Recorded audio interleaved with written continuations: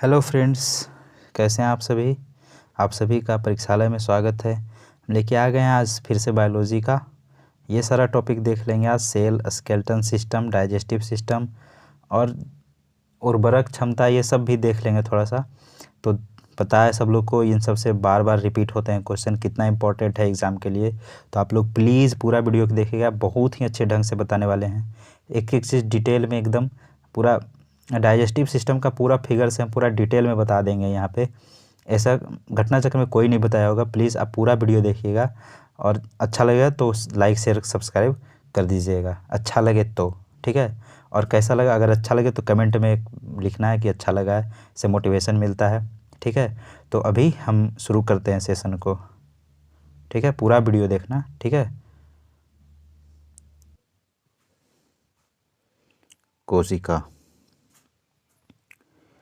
कोशिका जीवधारियों की संरचनात्मक एवं कार्यात्मक इकाई है। इसमें प्रायः स्वतः जनन की क्षमता होती है। कोशिका सिद्धांत स्लाइडेन तथा स्वान नामक वैज्ञानिकों ने प्रतिपादित किया था। जीवधारियों में दो प्रकार की कोशिकाएं, प्रोकैरियोटिक कोशिकाएं तथा यूकैरियोटिक कोशिकाएं पाई जाती है।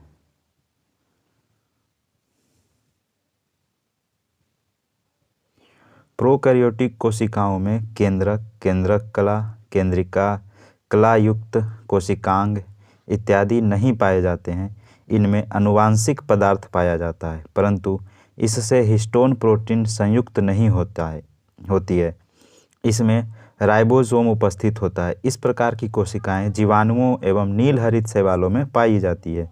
यूकैरियोटिक कोशिका में पूर्ण विकसित केंद्रक, केंद्रिका तथा कलायुक्त कोशिकांग इत्यादि उपस्थित होते हैं। इन कोशिकाओं में हिस्टोन प्रोटीन पाया जाता है। इस प्रकार की कोशिकाएं पेड़, पौधे, जंतुओं, कुछ शैवाल इत्यादि में पाई जाती है। पादप कोशिका जंतु कोशिका से भिन्न होती है, क्योंकि इसकी कोशिका में बाह्य आवरण कोशिका भित्ति यानी सेल वॉल कहलाता है, जो कि हरे पौधे में मुख्यतः सेलुलोज से निर्मित होता है। तो पौधों में जो सेल वॉल होता है किस चीज़ से बना होता है? सेलुलोज से। जंतु कोशिका में कोशिका भित्ति का अभाव होता है। इसके अलावा जंतु कोशिका में हरित लवक अनुपस्थित होता है, जो कि पादप कोशिकाओं में पाया जाता है। प्लाज्मा झिल्ली या कोशिका झिल्ली एक अर्धपारगम्य झिल्ली है, जो प्रत्येक सजीव कोशिका के जीव द्रव्य को घेरे रहती है। रॉबर्टसन 1959 द्वारा प्रस्तुत अवधारणा के अनुसार कोशिका झिल्ली की बाहरी एवं भीतरी परतें प्रोटीन द्वारा तथा मध्य परत लिपिड द्वारा निर्मित होती है। वर्तमान में सिंगर एवं निकोलसन 1972 ईस्वी द्वारा प्रस्तुत अवधारणा सर्वाधिक मान्य है। इसके अनुसार कोशिका झिल्ली में फॉस्फोलिपिड की दो परतें होती हैं, जिसके बीच बीच में कुछ प्रोटीन होती है। कोशिका में प्रोटीन संश्लेषण, प्रोटीन सिंथेसिस में अंतःद्रवी जालिका, एंडोप्लाज्मिक रेटिकुलम और राइबोसोम की भूमिका सर्वाधिक महत्वपूर्ण है। एक अंतःद्रव्यी जालिका की कला से राइबोसोम लगे रहते हैं तथा ये राइबोसोम प्रोटीन संश्लेषण के निर्माण स्थल होते हैं। राइबोसोम को प्रोटीन की फैक्ट्री भी कहा जाता है। माइटोकॉन्ड्रिया जीवाणुओं एवं नीलहरित शैवाल को छोड़कर शेष सभी सजीव पादप एवं जंतु कोशिकाओं के केशिका द्रव्य में बिखरे हुए कलायुक्त कोशिकांग है। श्वसन की क्रिया प्रत्येक जीवित कोशिका के कोशिका द्रव्य एवं माइटोकॉन्ड्रिया में संपन्न होती है। श्वसन से संबंधित प्रारंभिक क्रियाएं कोशिका द्रव्य में तथा शेष क्रियाएं माइटोकॉन्ड्रिया में होती है। चूँकि क्रिया की अंतिम चरण में ही अधिकांश ऊर्जा उत्पन्न होती है, इसलिए माइटोकॉन्ड्रिया को कोशिका का श्वास नाग एवं पावर हाउस कहा जाता है। कोशिकीय श्वसन में अधिकतम एटीपी, एडिनोसिन ट्राइफॉस्फेट, बहुत बार ये क्वेश्चन पूछा है एटीपी का फुल फॉर्म, तो एडिनोसिन ट्राइफॉस्फेट अणुओं को उत्पन्न करने वाला पद क्रेब्स चक्र है, ठीक है। यह चक्र कोशिका के माइटोकॉन्ड्रिया से उत्पन्न होता है। यह चक्र की खोज हैंस क्रैब 1937 ईस्वी में की थी। क्लोरोप्लास्ट में सौर ऊर्जा एटीपी में बदलती है। क्लोरोप्लास्ट एक पादप कोशिकांग है जिसमें पर्णहरित या क्लोरोफिल नामक एक प्रोटीन युक्त जटिल रासायनिक यौगिक पाया जाता है। यह वर्णक पत्तों के हरे रंग का कारण होता है। क्या? क्लोरोप्लास्ट में पाया जाने वाला क्लोरोफिल। गोल्जी बॉडी को गोल्जी कॉम्प्लेक्स या गोल्जी उपकरण के नाम से भी जाना जाता है। इसका सर्वप्रथम अन्वेषण कैमिलोलॉजी गोल्गी ने 1898 ईस्वी में किया था। इसके क्रियात्मक इकाई को सिस्टर्नी कहते हैं। लाइसोसोम को कोशिका की आत्मघाती थैली कहते हैं। इसमें बहुत से जल अपघटनीय एंजाइम पाए जाते हैं जो अम्लीय माध्यम में कार्य करते हैं। ये एंजाइम लाइसोसोम की कला के फट जाने से पर बाहर आ जाते हैं तथा कोशिका के सभी घटकों को जल अपघटन क्रिया द्वारा पचा डालते हैं। केंद्रक की खोज सर्वप्रथम रॉबर्ट ब्राउन ने 1831 ईस्वी में की थी। इस कोशिका में प्रायः एक केंद्रक होता है। यूकैरियोटिक कोशिकाओं में इसे कोशिका का नियंत्रक केंद्र कहा जाता है। इसमें आनुवांशिक पदार्थ डीएनए पाए जाने के कारण इसका प्रमुख कार्य जीवों के पैतृक लक्षणों को संतान में भेजना है। डीएनए की खोज फ्रीडरिक मिशर ने की थी तथा डीएनए का double helix model James Watson तथा फ्रांसिस क्रिक ने दिया। डीएनए एक आनुवांशिक पदार्थ होता है तथा जीवों के लक्षणों की संकेत सूचनाओं को जन्मपत्री की भांति जनकों से संतानों में ले जाते हैं। यह नाभिक के अलावा माइटोकॉन्ड्रिया तथा हरित लवक कोशिकांग में भी पाया जाता है। मनुष्य एक लिंगी प्राणी है। इसमें गुणसूत्रों की कुल संख्या 23 जोड़ी पाई जाती है। पुरुषों में 44 + XY जबकि स्त्रियों में 44 + XX गुणसूत्र होते हैं। पुरुष तथा स्त्री में 22 जोड़े यानी 44 गुणसूत्र ऑटोसोम्स होते हैं। 44 यानी 22 जोड़े ऑटोसोम, जबकि 23वां जोड़ा गुणसूत्र पुरुष में XY तथा महिला में XX होता है जिन्हें लिंग गुणसूत्र कहते हैं। जनक यानी माता पिता से जिस संतान को XY गुणसूत्र मिलते हैं वह पुत्र बनता है और जिसे XX गुणसूत्र मिलते हैं वह पुत्री। प्रक्रमित कोशिका मृत्यु प्रोग्राम्ड सेल डेथ में कोशिकीय और आणविक नियंत्रण सेलुलर एंड मॉलिक्यूलर कंट्रोल को एपोप्टोसिस कहते हैं। क्या बोलते हैं? एपोप्टोसिस। यह भ्रूणीय विकास एम्ब्रियोनिक डेवलपमेंट तथा अंगों के प्रति विकास में के समय होता है। अब प्रश्न उत्तर है, नाभिक के अलावा कोशिका के किस कोशिकांग में डीएनए होता है? तो ये होता है माइटोकॉन्ड्रिया में। नाभिक न्यूक्लियस के अलावा कोशिका के माइटोकॉन्ड्रिया तथा हरित लवक क्लोरोप्लास्ट नामक कोशिकांग में डीएनए पाया जाता है जो कि एक आनुवांशिक पदार्थ होता है तथा जीवों के लक्षणों की संकेत सूचनाओं को जन्मपत्री की भांति जनकों से संतानों में ले जाता है। डीएनए की खोज फ्रीडरिक मिशन ने की थी तथा डीएनए का double helix model James Watt तथा फ्रांसिस क्रिक ने दिया था। ठीक है, डीएनए का खोज फ्रेडरिक मिशर, जबकि डीएनए का डबल हेलिक्स मॉडल जो है वो वाटसन और क्रिक ने दिया था। सौर ऊर्जा एटीपी में बदलता है कौन? तो क्लोरोप्लास्ट। सौर ऊर्जा को एटीपी में क्लोरोप्लास्ट बदलता है। क्लोरोप्लास्ट में सौर ऊर्जा एटीपी में बदलती है। क्लोरोप्लास्ट एक पादप कोशिकांग है जिसमें पर्णहरित या क्लोरोफिल नामक एक प्रोटीन युक्त जटिल रासायनिक यौगिक पाया जाता है। यह पर्णक पत्ते के हरे रंग का कारण है। निम्नलिखित में से कौन सा कथन सही है? प्रयास लघुत्तम स्वजीवी कोशिकाएं माइकोप्लाज्मा की कोशिका भित्ति एमिनो शर्करा की बनी होती है। नहीं। विषाणु सम एकल तंतु आरएनए अणु से बने होते हैं। तो ये सही बात है, सिंगल स्टैंडर्ड आरएनए से बना होता है विषाणु। पादप विषाणु या वायरोइड्स अविकल्पीय परजीवी होते हैं जो सिर्फ पोषी यानी कोशिकाओं के अंदर ही वृष्टि एवं प्रजनन करते हैं। इनमें केवल एक प्रकार का न्यूक्लिक अम्ल पाया जाता है जो कि द्विलवक डबल स्टैंडर्ड या एक वलय सिंगल स्टैंडर्ड होता है। न्यूक्लिक अम्ल एक प्रोटीन आवरण द्वारा घिरा होता है। ठीक है, इतना बात को याद रखना है। साधारण मानव में गुणसूत्र होते हैं तो ये 46। मनुष्य एक लिंगी प्राणी है, यूनिसेक्सुअल एनिमल, जिसमें गुणसूत्रों की यानी क्रोमोसोम की कुल संख्या 23 जोड़े यानी 46 पाई जाती है। पुरुषों में X44 + XY जबकि स्त्रियों में 44 + XX गुणसूत्र होते हैं।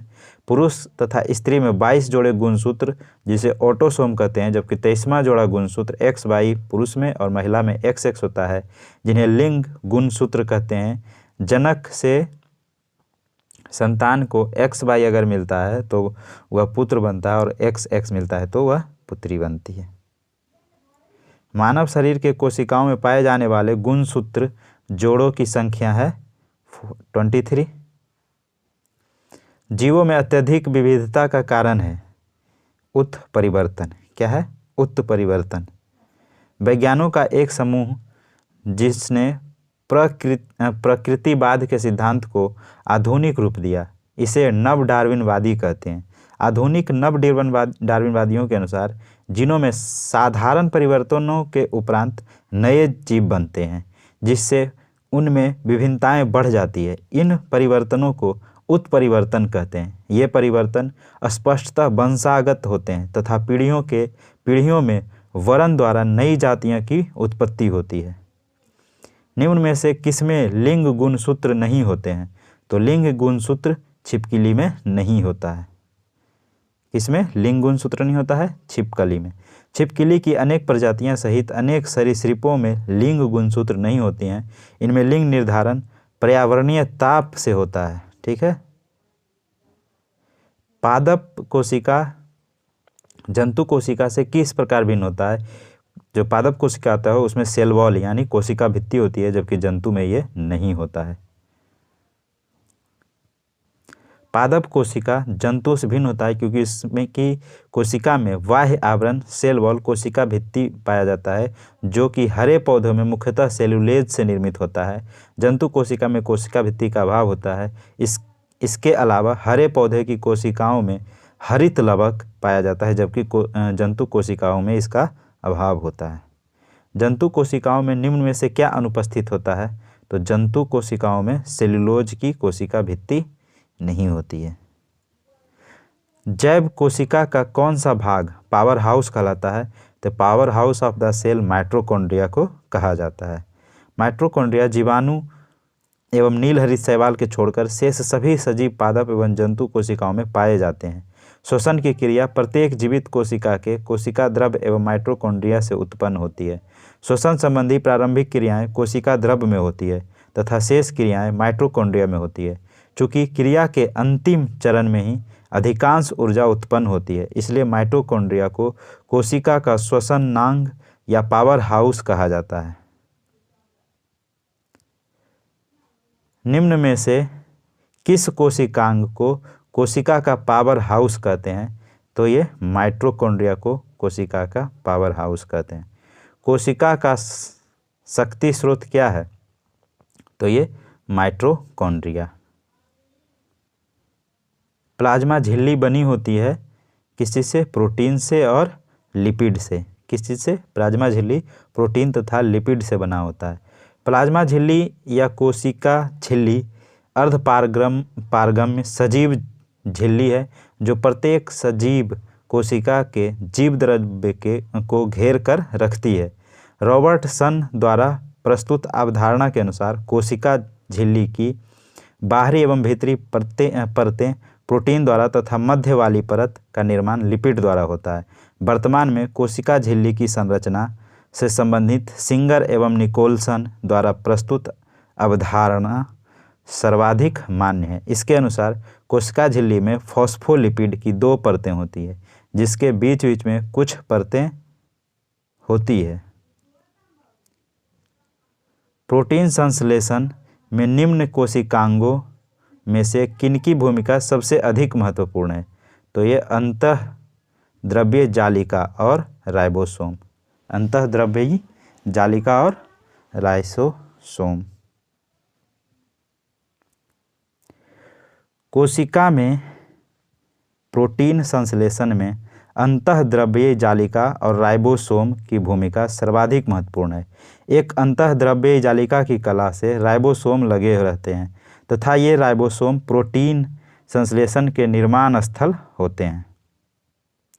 मानव शरीर के किस अंग में लसिका कोशिकाएं बनती है? तो ये तिल्ली में। लसिका कोशिकाएं एक प्रकार की श्वेत रक्त कणिकाएं हैं जिनका निर्माण लसिका ग्रंथियों, तिल्ली, थाइमस ग्रंथि तथा अस्थि मज्जा द्वारा किया जाता है। बी लिम्फोसाइट तथा टी लिम्फोसाइट लसिका कोशिकाओं के दो प्रमुख प्रकार हैं।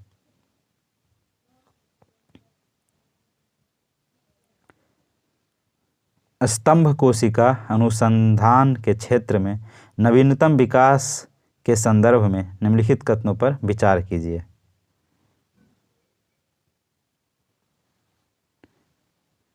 तो इसका सही है कि स्तंभ कोशिकाएं वस्तुतः अनंत काल तक स्वयं ही पात्रे संजीवित हो सकती है। भारतीय अनुसंधान केंद्र ने कुछ कोशिका रेखाओं का भी सृजन किया है जिन्हें कई प्रकार के ऊतकों में विकसित किया जा सकता है। स्तनधारियों में मोटे तौर पर दो प्रकार की स्तंभ कोशिकाएं पाई जाती है, भ्रूणीय स्तंभ कोशिकाएं और वयस्क स्तंभ कोशिकाएं। भ्रूणीय स्तंभ कोशिकाएं बीजपुट अवस्था से उत्पन्न होती है जबकि वयस्क कोशिकाएं विभिन्न ऊतकों में पाई जाती है। वर्तमान में ऐसा कोई स्रोत नहीं है जिससे कि भ्रूण या बीजपुटियों को नष्ट किए बिना नई मानव भ्रूणीय स्तंभ कोशिकाएं प्राप्त की जा सके। स्तंभ कोशिकाएं वस्तुतः अनंत काल तक स्वयं ही पात्रे संजीवित हो सकती है। इसके अतिरिक्त भारतीय अनुसंधान केंद्रों ने कुछ कोशिका रेखाओं का भी सृजन किया है जिन्हें कई प्रकार के ऊतकों में विकसित किया जा सकता है।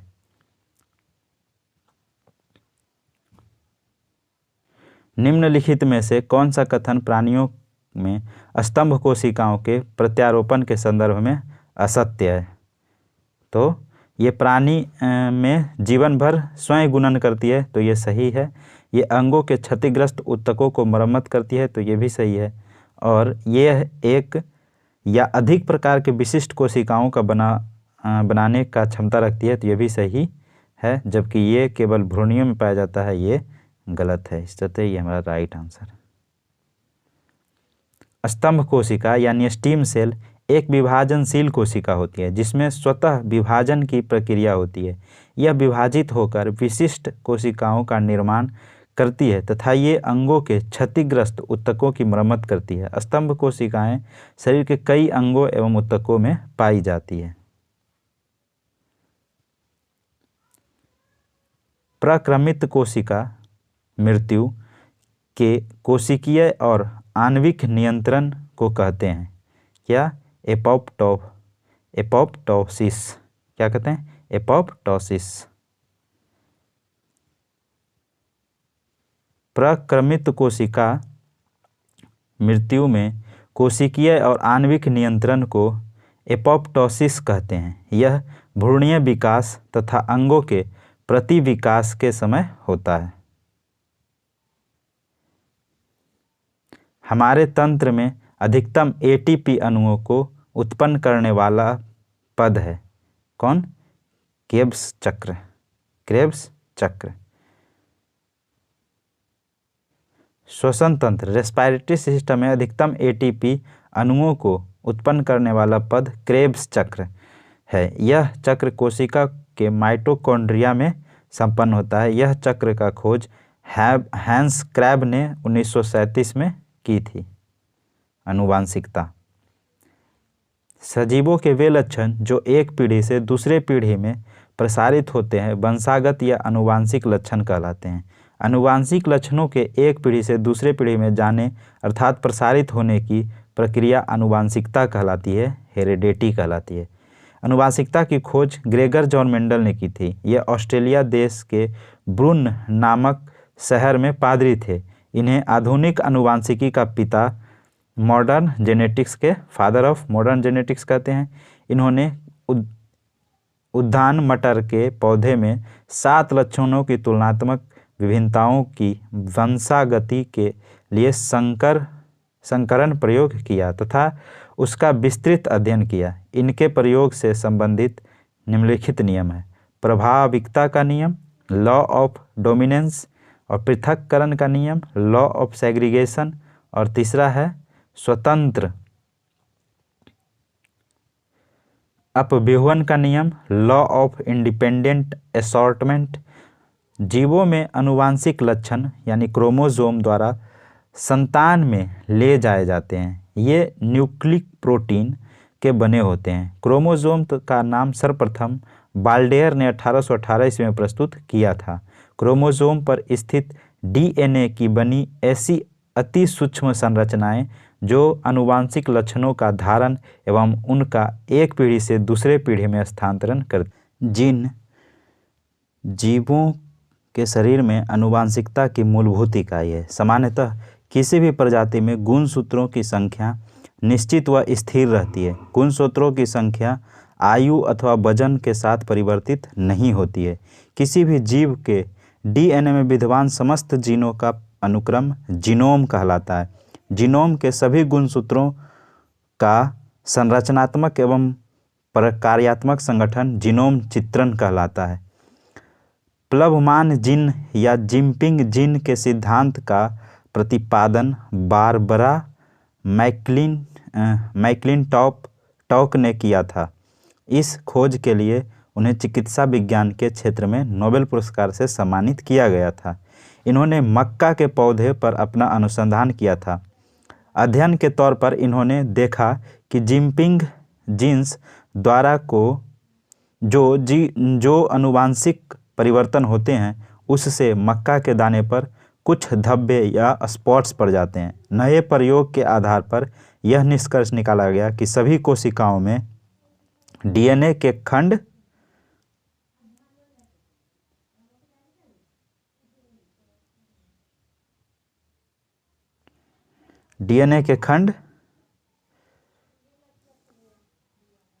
होते हैं जिन्हें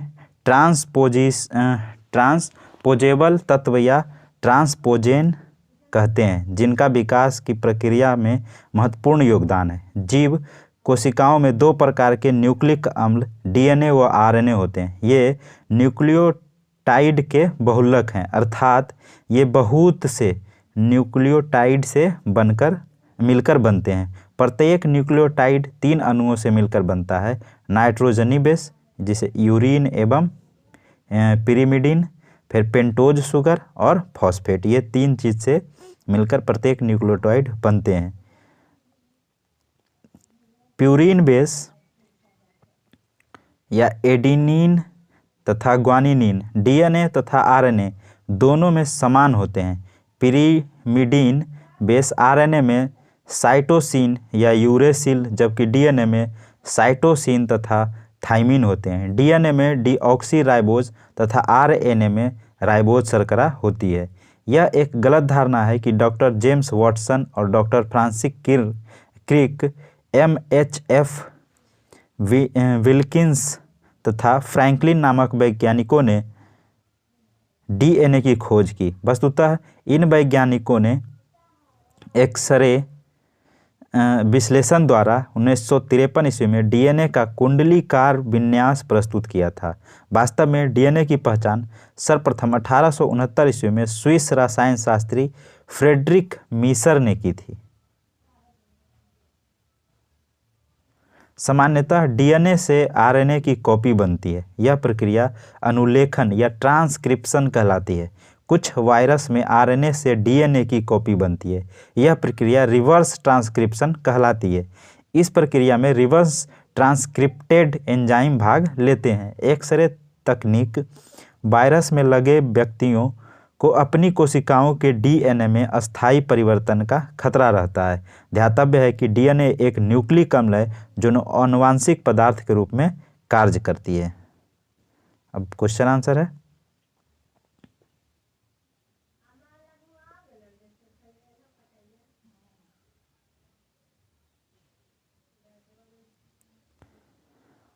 आधुनिक आनुवांशिक विज्ञान का जनक कौन है?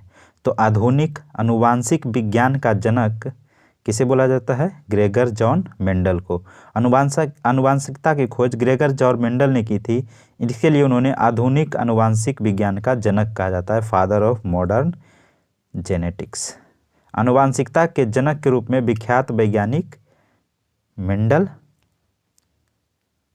मेंडल ने अपने चिर प्रतिष्ठित वंशागति नियमों को प्रतिपादित करने के में जिस जीवधारी का उपयोग किया वह कौन था? तो वो था गार्डन पी यानी मटर का। ग्रेगर जॉन मेंडल को आधुनिक आनुवांशिकी का पिता कहा जाता है। उन्होंने मटर के पौधे पर अपना प्रयोग किया था। मेंडल ने सर्वप्रथम मटर के पौधों में मौजूद 7 प्रकार के गुणों का अध्ययन कर 3 नियम प्रतिपादित किए जो अधोलिखित है: प्रभाविकता का नियम, पृथक्करण का नियम एवं स्वतंत्र अपव्यूहन का नियम। मेंडल के आनुवांशिकता का सिद्धांत किस पर आधारित है? तो ये लैंगिक जनन पर आधारित है। मेंडल के आनुवांशिकता का सिद्धांत लैंगिक जनन पर आधारित है। जीनोम चित्रण या जीनोम मैपिंग का इनमें संबंध है। किससे है? तो जीन्स का चित्रण से। किससे? जीन्स का चित्रण से। जीनोम चित्रण का संबंध जीन्स के चित्रण से है। किसी भी जीव के डीएनए में विद्यमान समस्त जीनों का अनुक्रम जीनोम कहलाता है।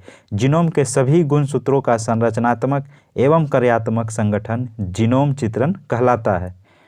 जीवों में आनुवांशिक लक्षण संतान में ले जाए जाते हैं। किसके द्वारा? तो क्रोमोसोम के द्वारा। जीवों में आनुवांशिक लक्षण क्रोमोसोम द्वारा संतान में ले जाए जाते हैं। ये न्यूक्लिक प्रोटीन के बने होते हैं तथा इसका नाम प्रस्तुत करने वाले वैज्ञानिक वाल्डेयर थे। कोशिका विभाजन के समय क्रोमैटिन जालिका की धागे के समान छोटे छोटे टुकड़ों के रूप में स्पष्ट हो जाती है। क्रोमैटिन पदार्थ के इन छोटे टुकड़ों को गुणसूत्र कहते हैं जिन पर जीन्स पाए जाते हैं। यद्यपि अधिकतर जीन्स डीएनए के भाग हैं, परंतु कुछ विषाणुओं में ये आरएनए के भाग होते हैं, जैसे रियो वायरस में। गुणसूत्रों की वंशागत का सिद्धांत दिया था। गुणसूत्रों के वंशागत का सिद्धांत कौन दिए थे? तो सूटन एवं बाबेरी। वाल्टर सूटन और थियोडोर बोबेरी ने गुणसूत्रों के वंशागत सिद्धांत दिया था। जीन्स है। जीन्स क्या है? डीएनए का एक भाग है जीन्स। प्रत्येक गुणसूत्र में डायऑक्सीराइबोन्यूक्लिक अम्ल यानी डीएनए का अत्यधिक लंबा एवं कुंडलीकृत सूत्रनुमा अणु होता है और इसी अणु के छोटे छोटे खंड को जीन कहते हैं। सामान्यतः एक जीन में डीएनए अणु के 5000 से 1,00,000 जोड़ी न्यूक्लियोटाइड एकलक यानी मोनोमर्स अणु होते हैं। जीन के भीतर अनुक्रम आधार में परिवर्तन कहलाता है, तो ये कहलाता है उत्परिवर्तन। जीन के भीतर अनुक्रम आधार में होने वाले परिवर्तन को उत्परिवर्तन या म्यूटेशन कहते हैं। विकास के लिए आनुवांशिक परिवर्तन स्थापित करने में उत्परिवर्तनों का काफ़ी महत्व होता है। हमारे शरीर में आनुवांशिकता की इकाई को कहते हैं। हमारे शरीर में आनुवांशिकता की इकाई को क्या कहते हैं? तो जीन कहते हैं। क्रोमोसोम पर स्थित डीएनए की बनी एक ऐसी अति सूक्ष्म संरचनाएं जो आनुवांशिक लक्षणों का धारण एवं उनका एक पीढ़ी से दूसरे पीढ़ी में स्थानांतरण करती है, जीन कहलाती है। जीन जीवों के शरीर में आनुवांशिकता की मूलभूत इकाई है। किसी भी प्रजाति में गुणसूत्र संख्या स्थिर रहती है। ठीक है, किसी प्रजाति में गुणसूत्र संख्या स्थिर रहती है। सामान्यतः किसी भी प्रजाति में गुणसूत्रों की संख्या निश्चित व स्थिर रहती है। गुणसूत्रों की संख्या आयु अथवा वजन के साथ परिवर्तित नहीं होती है।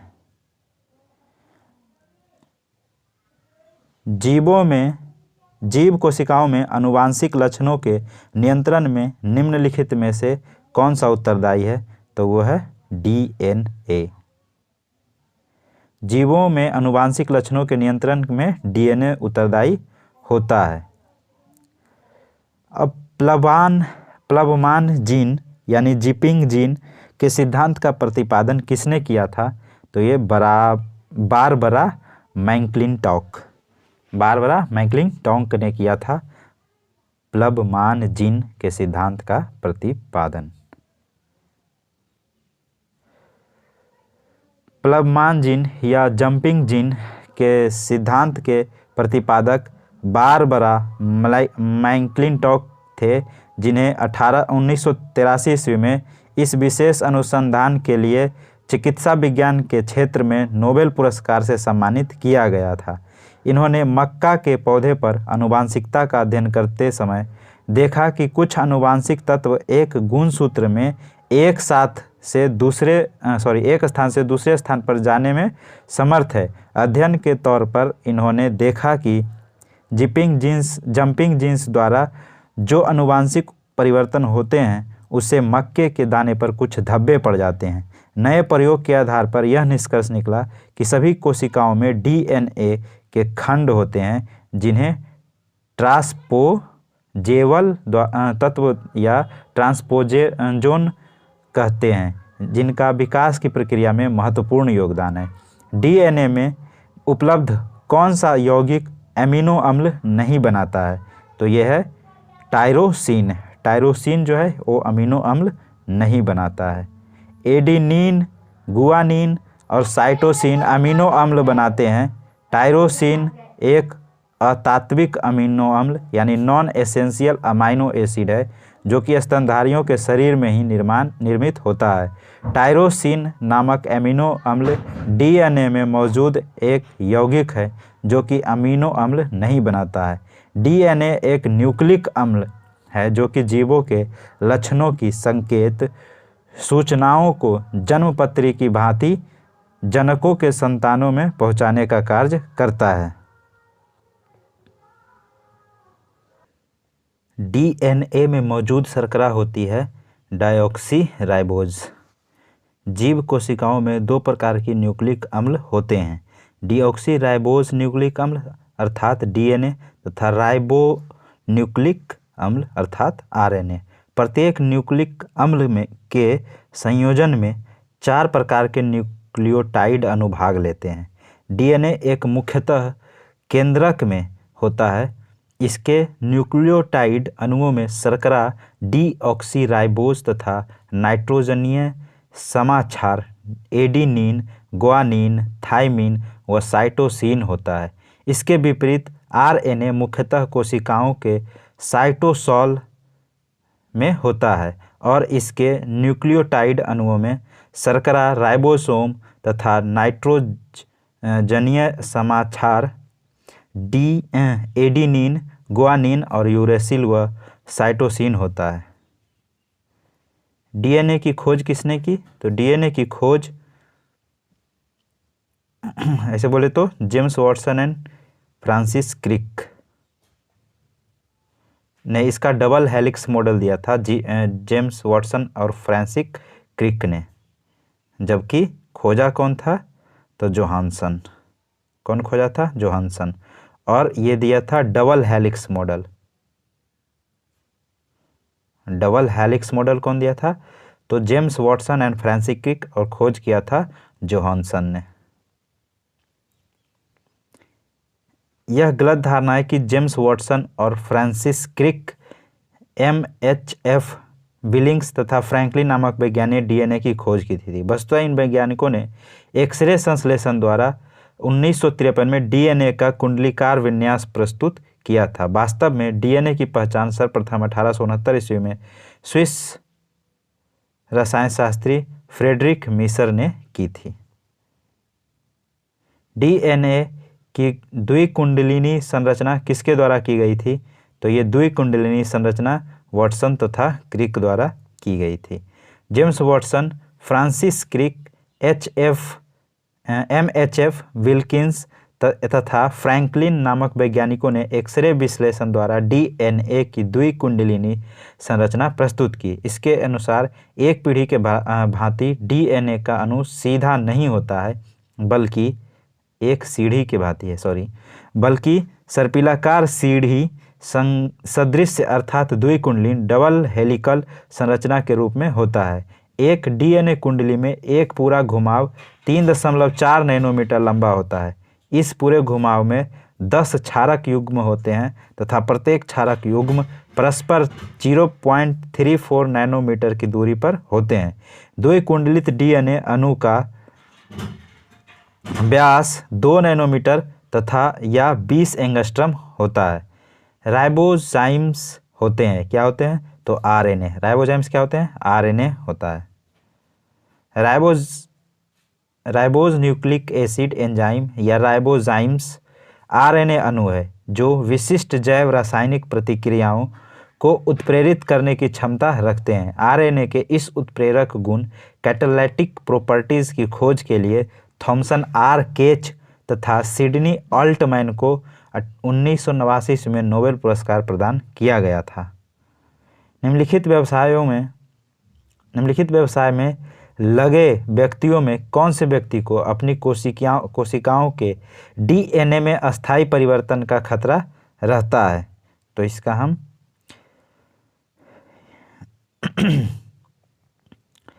एक्सरे तकनीक व्यवसाय में लगे व्यक्तियों को अपनी कोशिकाओं के डीऑक्सीराइबोन्यूक्लिक एसिड अम्ल में अस्थायी परिवर्तन का खतरा रहता है। DNA के न्यूक्लिक अम्ल है, मतलब DNA एक न्यूक्लिक अम्ल है जो आनुवांशिक पदार्थ के रूप में कार्य करता है। तो कौन कौन से वो हैं जिसमें एक्सरे निकलता है? तो वो है,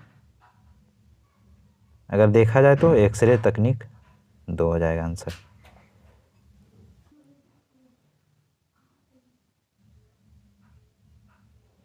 जैव उर्वरक सूक्ष्म जीवों व जीवाणुओं से युक्त खाद है। इस खाद में मौजूद लाभकारी सूक्ष्म जीवाणु वायुमंडल में पहले से विद्यमान नाइट्रोजन को फसलों को उपलब्ध कराते हैं। ये मिट्टी में मौजूद अघुलनशील फास्फोरस को जल में घुलनशील बनाकर पौधों को उपलब्ध कराने का भी कार्य करते हैं। वैज्ञानिक प्रयोग द्वारा यह सिद्ध हो चुका है कि जैविक खाद के प्रयोग में 30 से 40 किलोग्राम नाइट्रोजन प्रति हेक्टेयर प्रति भूमि को पर्याप्त हो जाती है तथा उपज 10 से 20% तक बढ़ जाती है।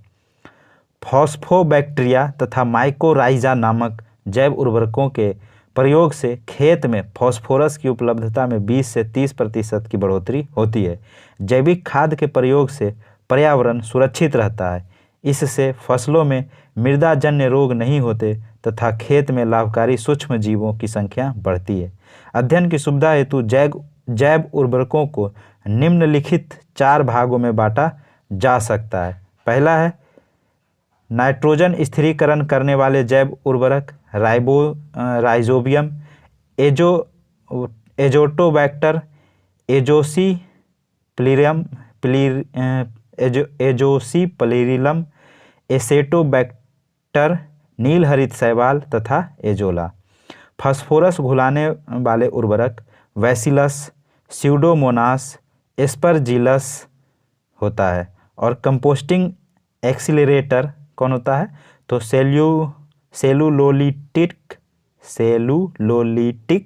जिसको ट्राइकोडर्मा बोलते हैं, लिग्नोलिटिक जिसको ह्यूमिकोल बोलते हैं, ये कंपोस्ट एक्सीलरेटर होते हैं।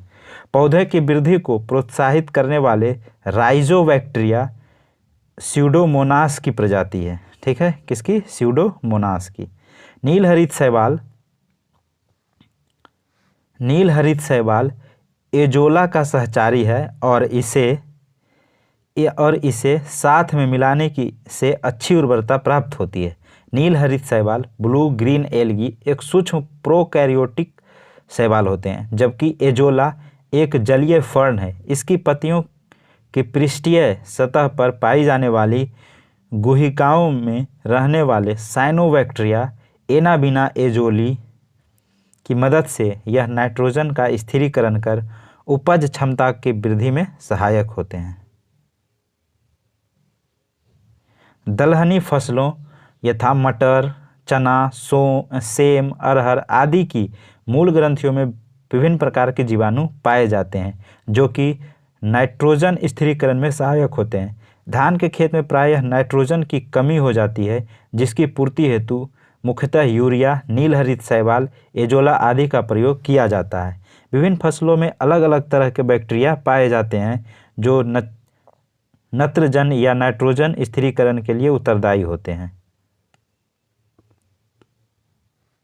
सोयाबीन, राइजोबियम जैपोनिकम, सोयाबीन में कौन कौन, राइजोबियम जैपोनिकम, फिर 3 पतिया घास, राइजोबियम ट्राइफोली, लूसर्न क्या होता है, राइजोबियम मेलिलोती और जलीय फर्न एनाबीना होता, एनाबीना एजोली और गुनेरा माइक्रोफाइला नोस्टोक मरकोरम, गुनेरा माइक्रोफाइला नोस्टोक मस्क कोरम होता है।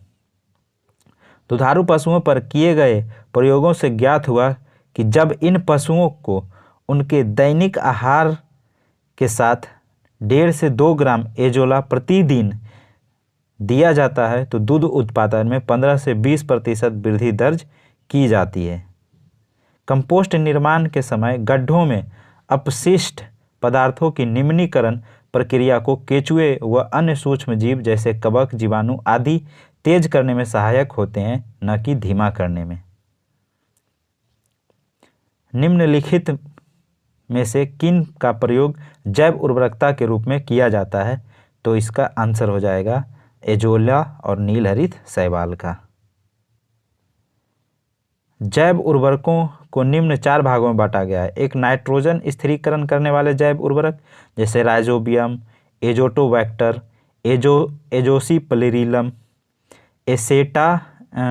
एसेटोबैक्टर, नील हरित शैवाल और एजोला, ये सब नाइट्रोजन स्थिरीकरण करते हैं। जबकि फास्फोरस घुलाने वाले जैव उर्वरक बैसिलस, स्यूडोमोनास, एस्परजिलस, ये सब फास्फोरस घुलाने वाले जैव उर्वरक हैं। जबकि कंपोस्टिंग एक्सेलरेटर के रूप में सेलुलोलिटिक जिसको ट्राइकोडर्मा बोला जाता है और लिग्नोलिटिक जिसको ह्यूमिकोल बोला जाता है, ये कंपोस्टिंग एक्सेलरेटर है। पौधों की वृद्धि में प्रोत्साहित करने वाले राइजोबैक्टीरिया कौन है? स्यूडोमोनास की प्रजाति है। किसकी? स्यूडोमोनास की। इस प्रकार नील हरित शैवाल, ब्लू ग्रीन एल्गी और एजोला जैव उर्वरक हैं, जबकि अल्फा एक प्रकार का फलीदार पौधा है। निम्न में से कौन जैव उर्वरक के रूप में उपयोग होता है? तो राइजोबियम भी होता है, नील हरित शैवाल भी होता है और एजोला भी होता है। निम्न में से कौन एक जैव उर्वरक का स्रोत है? तो जैव उर्वरक का स्रोत एजोला है। निम्न में से कौन एक जैव उर्वरक है? तो जैव उर्वरक हो गया एजोला। ये तो खरपतवारनाशी है 2,4-D और यूरिया नाइट्रोजन होता है इसमें।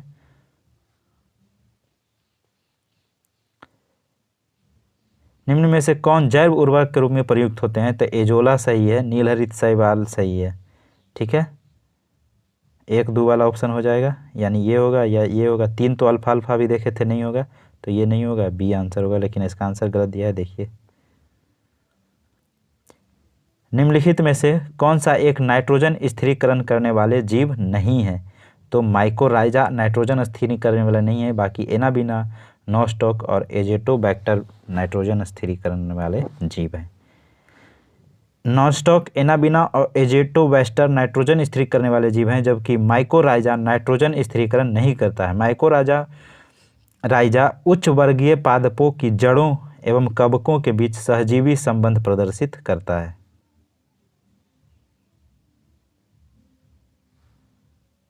नाइट्रोजन स्थिरीकरण जीवाणु किस पौधों की जड़ के साथ संयोजन करते हैं? तो ये दालें। नाइट्रोजन स्थिरीकरण जीवाणु किस पौधे की जड़ के साथ संयोजन करते हैं? दालें।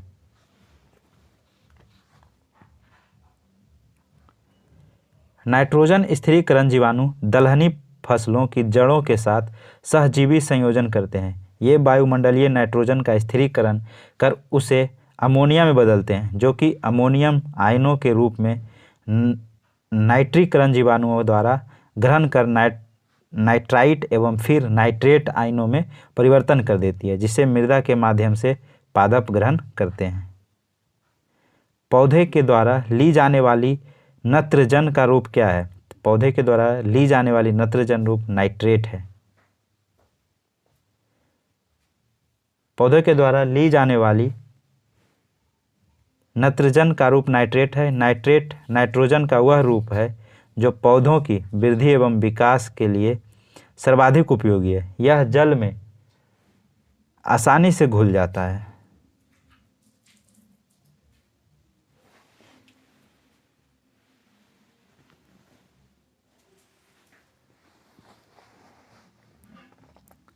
दुधारू पशुओं विशेषतः दुधारू गो के अनुपूरक भोजन के रूप में प्रयुक्त जैव उर्वरक कौन है? तो यह है एजोला। दुधारू पशुओं पर किए गए प्रयोगों में साबित हुआ है कि जब इन पशुओं को उसके जैविक दैनिक आहार के साथ 1.5 से 2 ग्राम एजोला प्रतिदिन दिया जाता है तो दूध उत्पादन में 15 से 20% वृद्धि दर्ज की जाती है। निम्नलिखित में से कौन सुमेलित नहीं है? तो एजोटोबैक्टर जो है ये जैव कीटनाशी नहीं है। बाकी नील हरित शैवाल जैव उर्वरक है, क्रायोसोपा माहो नियंत्रक है और बायो 902 सरसों का कायक्लोन है। एजोटोबैक्टर एक जीवाणु है। इसका सबसे महत्वपूर्ण कार्य नाइट्रोजन उपलब्धता में के संदर्भ में है, क्योंकि यह मृदा में स्वतंत्र रूप से रहकर असहजीवी नाइट्रोजन यौगिकीकरण नॉन सिम्बायोटिक नाइट्रोजन फिक्सेशन करता है, जिसका उपयोग पौधे अपनी वृद्धि एवं विकास के लिए करते हैं। ध्यातव्य है कि एजोटोबैक्टर जीवाणु स्वतंत्र रूप से रहकर मुख्य नाइट्रोजन यौगिकीकरण करने वाले जीवाणु होते हैं, अतः प्रश्नगत सुमेलित।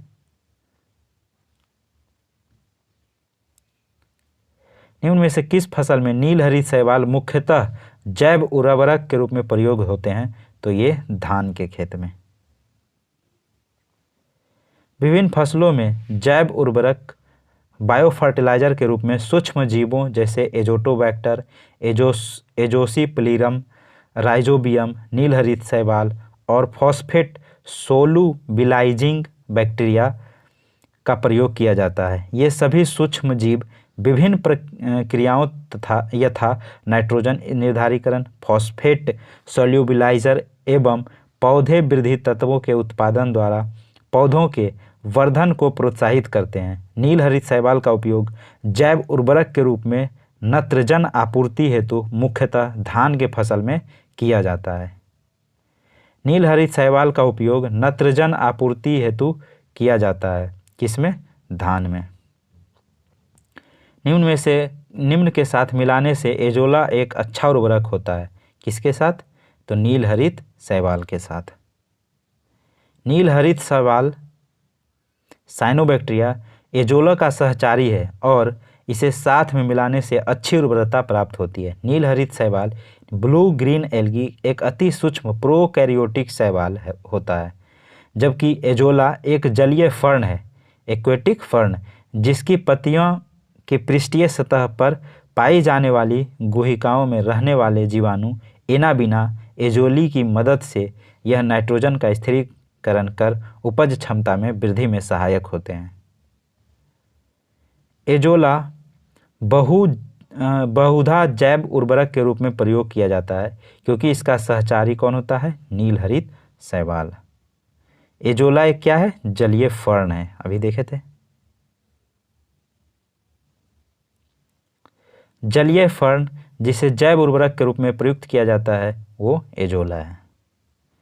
निम्न में से कौन से सूक्ष्मजीवी जैव उर्वरक के रूप में प्रयोग होते हैं? तो साइनोबैक्टीरिया, जिसे नील हरित शैवाल कहते हैं।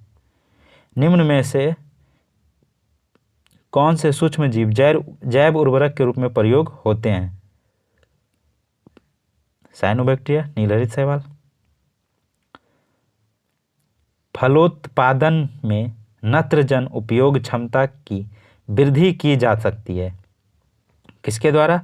उर्वरक के मात्रा के बार बार प्रयोग द्वारा, नत्रजन अवरोध के प्रयोग द्वारा और नत्रजन धीरे छोड़ने वाले उर्वरकों के प्रयोग द्वारा। उपरोक्त में से सभी सही है। फलोत्पादन में नत्रजन उपयोग क्षमता नाइट्रोजन यूज इफिशियंसी NUE में वृद्धि, उर्वरक की मात्रा को बार बार प्रयोग, नत्रजन अवरोध यानी नाइट्रोजन इनहेबिटर्स के प्रयोग या नत्रजन धीरे छोड़ने स्लो रिलीज वाले उर्वरकों के प्रयोग आदि के द्वारा की जा सकती है।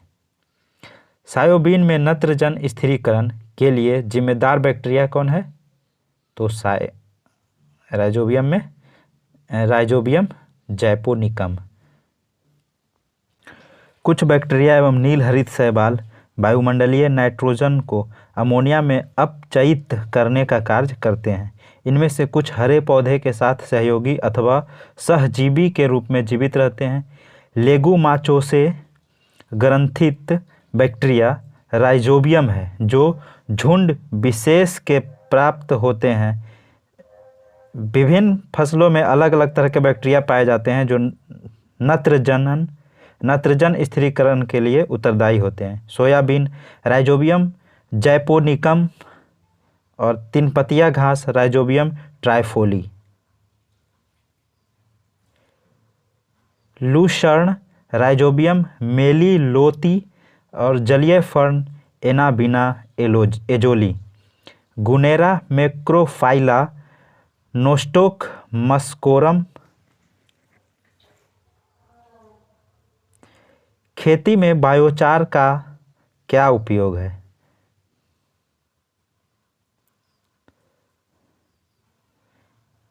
खेती में बायोचार का क्या उपयोग है? तो बायोचार ऊर्ध्वाधर खेती में वृद्धि कर माध्यम के अंश के रूप में प्रयुक्त किया जा सकता है।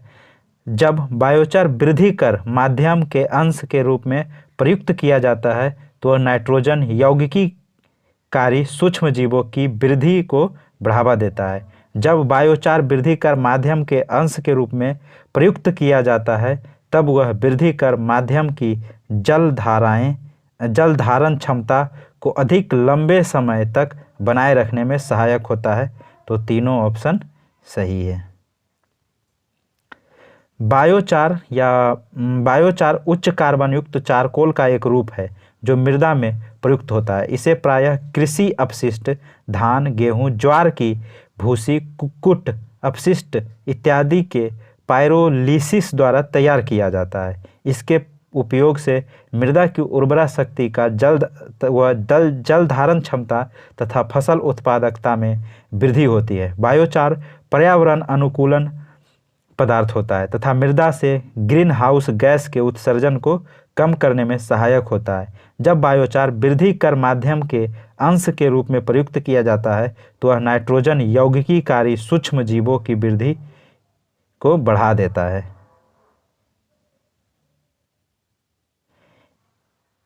इनमें से कौन कौन सा पौधा नाइट्रोजन स्थिरीकरण में सहायक नहीं है? तो बस धान, बाकी चना, मटर और सेम ये सब दलहन फसल है और नाइट्रोजन स्थिरीकरण में सहायक होता है।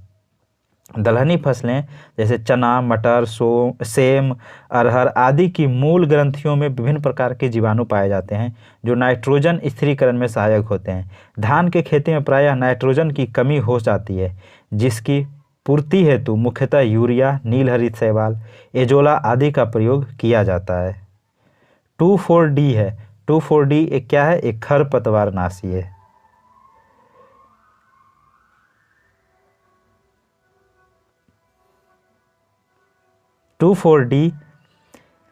जिसका नाम डाइक्लोरोफेनॉक्सी एसिटिक एसिड होता है। ऑक्सीजन एक पादप हार्मोन है जिसका उपयोग खरपतवारनाशी के रूप में फसलों में किया जाता है। ध्यातव्य है कि खरपतवार खेतों में फसलों के साथ अनावश्यक रूप से उगकर जल, प्रकाश, खनिज, लवण इत्यादि के लिए फसलों से प्रतियोगिता करने लगते हैं जिसके परिणाम स्वरूप फसल की अच्छी वृद्धि नहीं हो पाती है। निम्नलिखित में से कौन सा कथन कंपोस्ट के संदर्भ में सही नहीं है? तो इसमें जैव निम्नीकरण कचरे का अपघटन गड्ढे में होता है, तो ये भी सही ही है। और इनमें कार्बनिक पदार्थ तथा पोषक तत्व अधिक मात्रा में होते हैं, तो ये भी सही है। गड्ढों में अपशिष्ट पदार्थों की निम्नीकरण प्रक्रिया को केचुए धीमा कर देती है, नहीं, केचुआ तो बढ़ा देता है। जबकि निम्नीकरण होने वाले पदार्थों में कृषि अपशिष्ट पदार्थ जैसे पशुओं के मल मूत्र यानी गोबर, सब्जियों के अपशिष्ट आदि होते हैं, तो ये सही है। कंपोस्ट निर्माण के समय गड्ढों में अपशिष्ट पदार्थों की निम्नीकरण प्रक्रिया को केचुए और अन्य सूक्ष्म जीव जैसे कवक, जीवाणु आदि तेज करने में सहायक होते हैं, न कि धीमा करने में।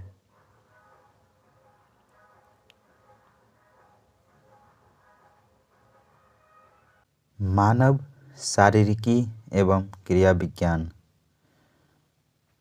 कंकाल व मांसपेशीय तंत्र।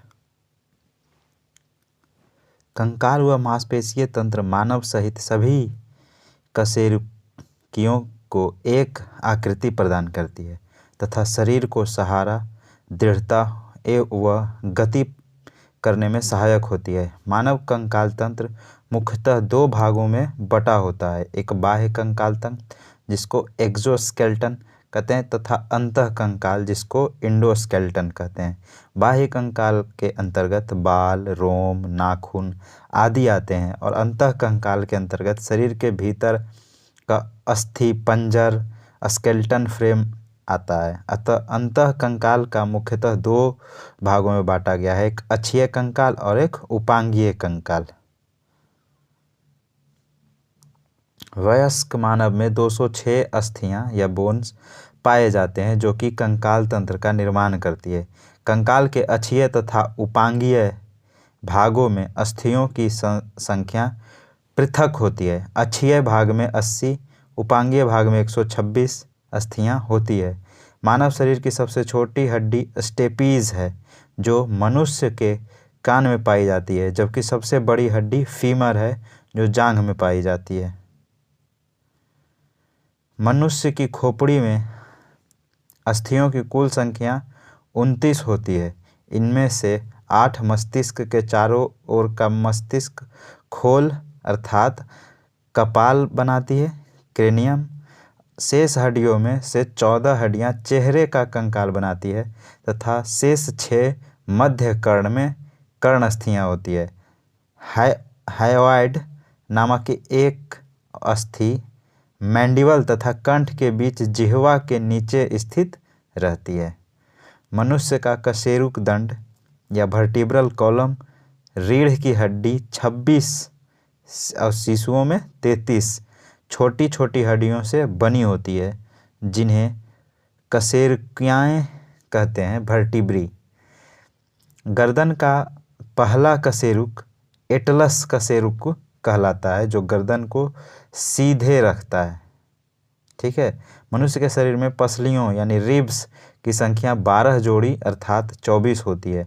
प्रत्येक पसली वक्ष के सामने की ओर उरोस्थ या स्टर्नम से तथा पीछे की ओर बलीय कशेरुकाओं थोरैसिक वर्टिब्री से संबंधित रहती है। सभी पसलियां मिलकर लगभग बेलनाकार पिंजड़ा या केप बनाती है जिसमें फेफड़े, हृदय व अन्य अंतरांग स्थित होते हैं। मानव शरीर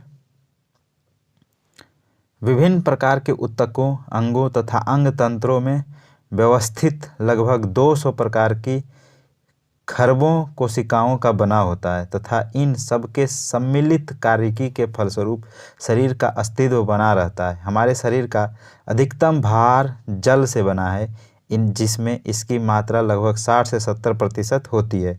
जीव तंत्रों के अन्य अधिकांश पदार्थ जल में घुले रहते हैं। इस प्रकार कोशिका द्रव्य, उत्तक द्रव्य, रुधिर, प्लाज्मा, मूत्र, स्वेद आदि का आधारभूत तरल जल ही होता है। मानव शरीर में प्रधान रूप से 6 तत्व पाए जाते हैं जो oxygen, carbon, hydrogen, nitrogen, calcium तथा फास्फोरस है। मानव शरीर के भार का 65% ऑक्सीजन, 18.5% कार्बन, 9.5% हाइड्रोजन और 3.2% नाइट्रोजन, 1.5% कैल्शियम तथा 1% फास्फोरस होता है। मानव हड्डियों में सर्वाधिक मात्रा में पाया जाने वाला लवण कैल्शियम फॉस्फेट होता है। शल्य क्रिया या ऑपरेशन में ऑर्थोप्लास्टी कूल्हे के जोड़ का प्रतिस्थापन है। ठीक है। अर्थराइटिस या अन्य कारणों से निष्क्रिय हो चुके जोड़ों का प्रतिस्थापन या पुनर्संयोजन इस शल्य क्रिया में किया जाता है। शल्य मीन्स ऑपरेशन। लिगामेंट वह संयोजी ऊतक है जो एक हड्डी को दूसरे हड्डी से जोड़ता है। पूछता है कि एक हड्डी से दूसरे हड्डी से क्या जोड़ता है? लिगामेंट। एक होता है टेंडन, जिसको कंडरा बोलते हैं। टेंडन ये मांसपेशी को हड्डी से जोड़ने का संयोजी ऊतक है। नाखून बाह्य कंकाल के अंतर्गत आता है, जो कि अल्फा कैरेटीन के बने होते हैं। ये मृत कोशिकाओं के द्रव्य द्वारा निर्मित होते हैं, जिनमें रक्त का संचार नहीं होता है। यही कारण है कि इन्हें काटे जाने पर दर्द या आभास नहीं होता है। कैल्शियम, फास्फोरस और फ्लोरीन अस्थि एवं दांत निर्माण का इसकी मजबूती के लिए आवश्यक है। इनकी कमी से अस्थि एवं दंत संबंधी बीमारियां हो जाती है। मनुष्य के जीवन काल में 20 दांत 2 बार विकसित होते हैं। मानव सहित अधिकांश वयस्क स्तनी द्विदंती या डायफाइकोडेंट होते हैं, अर्थात चौर्ण दंतों के अलावा अन्य दांत जीवन में 2 बार विकसित होते हैं। इस प्रकार व्यक्ति के 12 अस्थायी चौर्ण दंत एक दंतीय यानी मोनोफायोडेंट होते हैं। मनुष्य सहित स्तनियों में आदर्श रूप से 4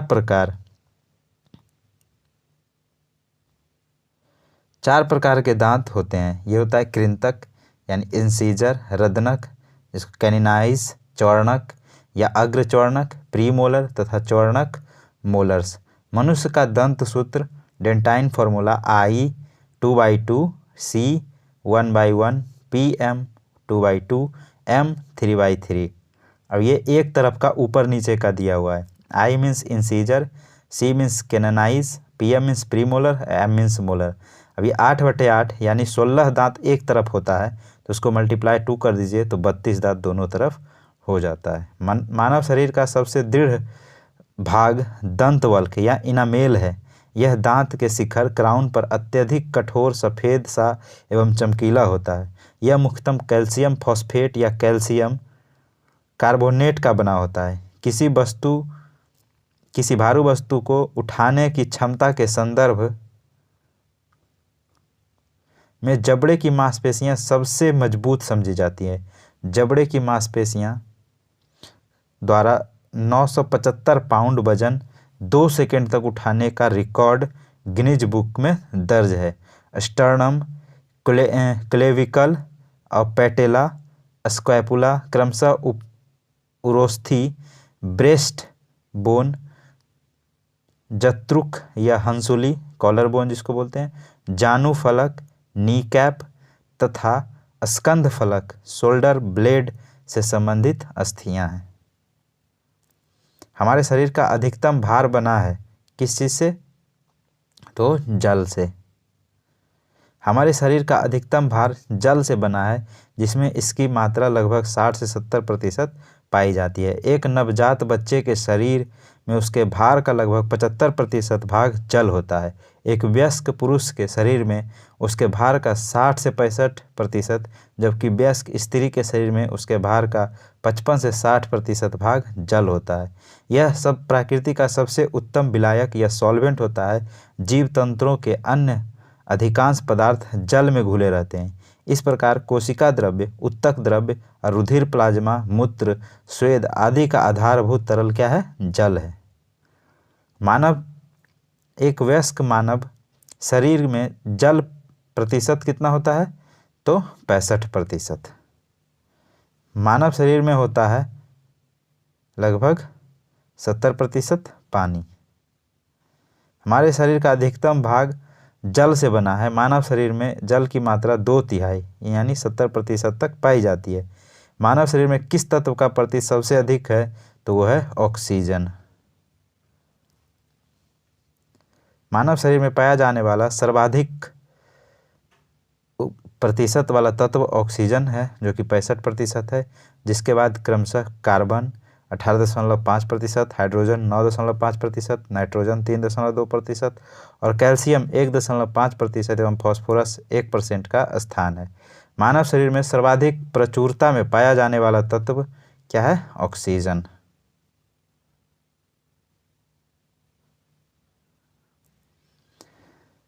मानव शरीर में अधिकतम मात्रा में पाया जाने वाला तत्व होता है कैल्शियम। मानव शरीर में होती है कितने? 206 अस्थियां। मानव शरीर में 206 अस्थियां या बोन्स पाई जाती है जो कि कंकाल तंत्र स्केलेटन सिस्टम का निर्माण करती है। कंकाल के अक्षीय और उपांगीय एक्सियल और अपेंडिकुलर भागों में अस्थियों की संख्या पृथक होती है। अस्थियों के माध्यम ओसीन नामक प्रोटीन पाया जाता है तथा इसमें कठोरता का कारण कार्बनिक पदार्थ की अधिक मात्रा होता है। मानव कंकाल में अब तक ज्ञात हड्डियों की संख्या कितना है? 206। 20 वर्ष की आयु पर मानव शरीर में हड्डियों की संख्या कितना हो जाएगा? 206।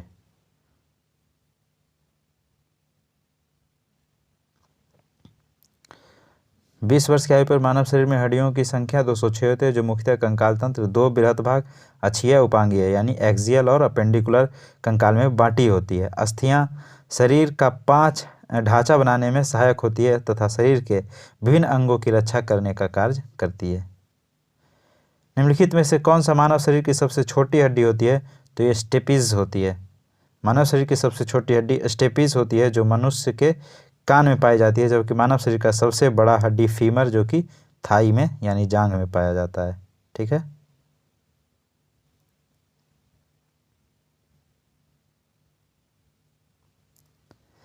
हमारे शरीर की लघुत्तम हड्डी पाई जाती है कहाँ?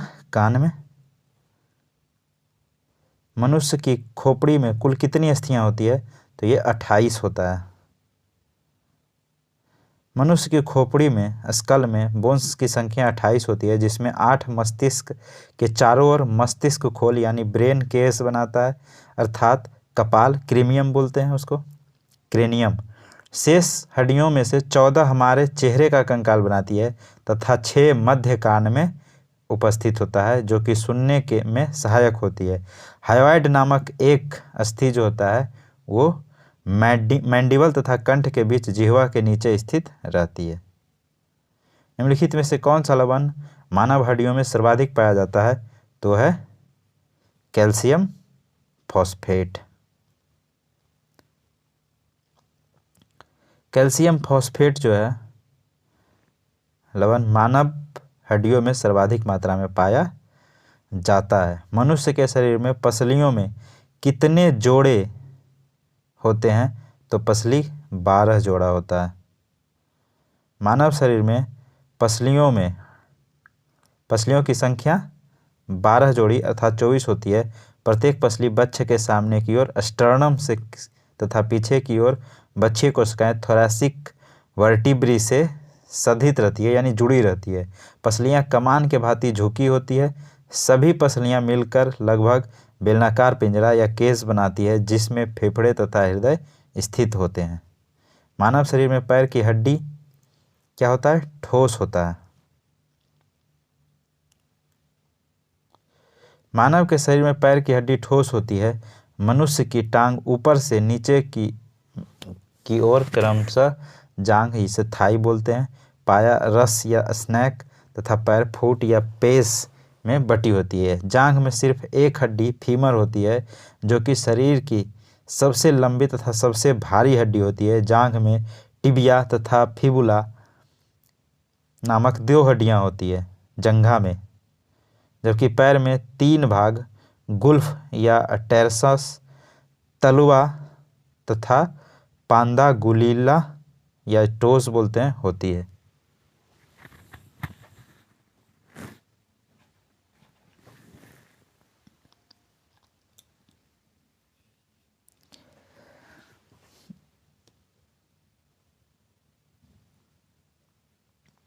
शल्य क्रिया में ऑर्थोप्लास्टी क्या है? तो ऑर्थोप्लास्टी है कूल्हे के जोड़ का प्रतिस्थापन, यानी हिप जॉइंट का रिप्लेसमेंट जो होता है उसी को ऑर्थोप्लास्टी कहा जाता है। ऑपरेशन में ऑर्थोप्लास्टी कूल्हे के जोड़ का प्रतिस्थापन यानी हिप जॉइंट रिप्लेसमेंट है। ऑर्थोप्लास्टी का शाब्दिक अर्थ जोड़ के निर्माण से है। ऑर्थोप्लास्टी का उद्देश्य दर्द से छुटकारा दिलाना, चलने में क्षमता का ठीक करना तथा मांसपेशियों की शक्ति को सुधार करना, आर्थराइटिस या अन्य कारणों से निष्क्रिय हो चुके जोड़ों का प्रतिस्थापन या पुनर्संयोजन इस ऑपरेशन में किया जाता है।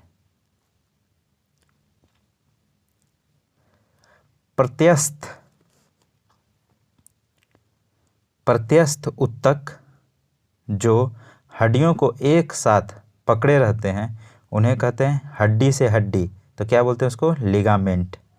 हड्डी से हड्डी लिगामेंट। लिगामेंट या स्नायु वह प्रत्यास्थ ऊतक है जो हड्डियों को एक साथ पकड़े रहता है। लिगामेंट हड्डियों को अन्य हड्डियों के साथ संबंध कर जोड़ का निर्माण करता है। दांतों पर जमी परतें बनी रहती है। किसी भोजन के कण, थूक, मुख अम्ल और बैक्टीरिया से। दांतों पर जमी परतें भोजन के कण, थूक, मुख अम्ल और बैक्टीरिया से बनी रहती हैं। भोजनोपरांत ठीक से सफाई न होने के कारण भोजन के छोटे छोटे कण दांतों पर चिपके रहते हैं। थूक मुख को सरस बनाए रखने के लिए आवश्यक द्रव्य है। मुख अम्ल में लार से स्रावित टाइलिन एंजाइम होता है। लार का पीएच मान 7 से कम होने के कारण यह अम्लीय होता है। दांतों के परत में खुरचन का अध्ययन करते समय एंटोनी वॉन ल्यूवेनहॉक ने इसमें बैक्टीरिया का उपस्थिति का पता लगाया था। नाखून काटते समय दर्द नहीं होता क्योंकि नाखून मृत कोशिकाओं के द्वारा बने होते हैं जिसमें रक्त संचार नहीं होता है। नाखून बाह्य कंकाल एक्सोस्केलेटन के अंतर्गत आता है जो कि अल्फा कैरेटीन से बना होता है तथा इन्हें काटे जाने पर दर्द का आभास नहीं होता है क्योंकि ये मृत कोशिकाओं के द्वारा निर्मित होते हैं जिसमें रक्त का संचरण नहीं होता है। अस्थि एक दंत निर्माण हेतु निम्नलिखित में से किनकी आवश्यकताएं होती है? तो अस्थि एवं दंत निर्माण हेतु किसकी? तो कैल्शियम और फास्फोरस।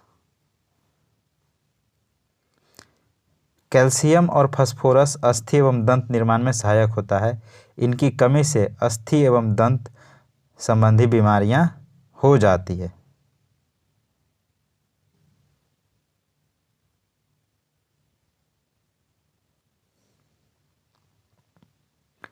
निम्नलिखित में से कौन सा पौष्टिक तत्व अस्थि एवं दांतों के निर्माण में मजबूती के लिए आवश्यक है?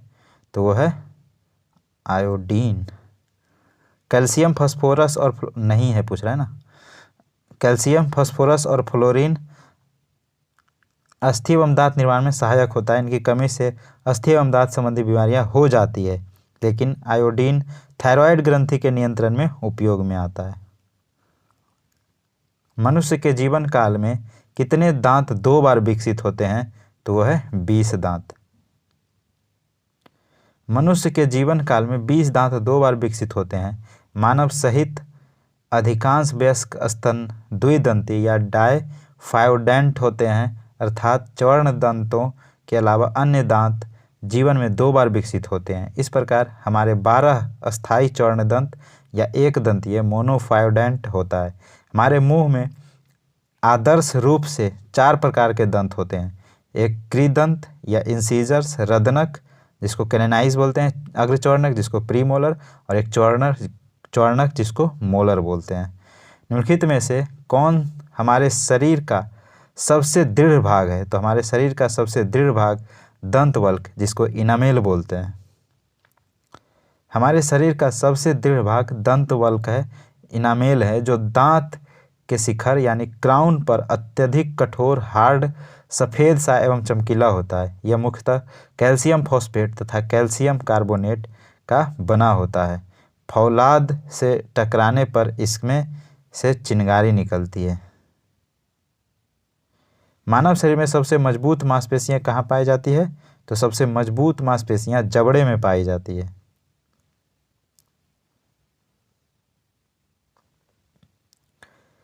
किसी भारी वस्तु को उठाने की क्षमता के संदर्भ में जबड़े की मांसपेशियां सबसे मजबूत समझी जाती है। वर्ष 1992 में एक ऐसा ही रिकॉर्ड गिनीज बुक में दर्ज हुआ। जबड़े की मांसपेशियों द्वारा 975 पाउंड वजन 2 सेकंड तक उठाने का रिकॉर्ड गिनीज बुक में दर्ज है।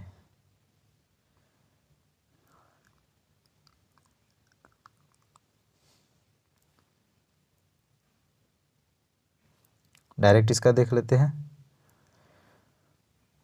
ब्रेस्ट बोन क्या है? स्टर्नम। स्टर्नम को ब्रेस्ट बोन कहते हैं। और कॉलर बोन कैल्विकल, जिसको कैल्विकल बोलते हैं।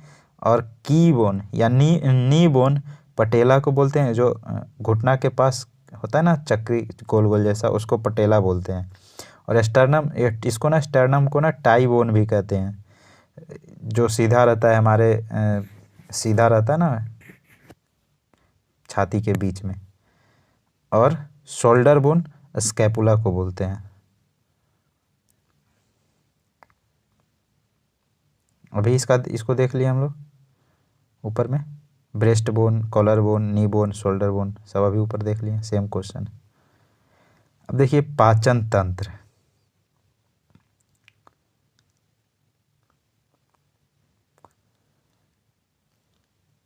विभिन्न भौतिक तथा व रासायनिक क्रियाओं और एंजाइम की सहायता से भोज्य पदार्थ को सरल, छोटे व घुलनशील अणु में बदलना पाचन कहलाता है। भोजन करने, पचाने, पचे हुए पदार्थों का अवशोषण करके उन्हें रुधिर में पहुंचाने तथा शेष निरर्थक पदार्थ का मल के रूप में परित्याग करने में शामिल सभी अंग पाचन तंत्र या डाइजेस्टिव सिस्टम के भाग होते हैं। पाचन तंत्र में मुख से गुर्दा तक फैली एक लंबी आहार नाल एलिमेंट्री कैनाल होता है तथा इससे संबंधित कुछ सहायक अंग भी होते हैं। मनुष्य के आहार नाल की लंबाई औसतन 8 से 10 मीटर तक होती है।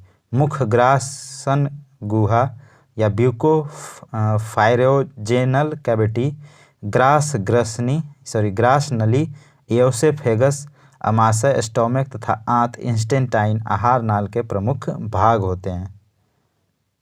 अभी इसको देखिए, ये जीभ हो गया मुख, जिसमें मुख में लार होता है, लार में टाइलिन एंजाइम जिसको लारिया इमाइलेज भी बोलते हैं। ये ग्रास नली है भोजन को अमाशय तक ले जाने के लिए। और ये डायफ्राम है।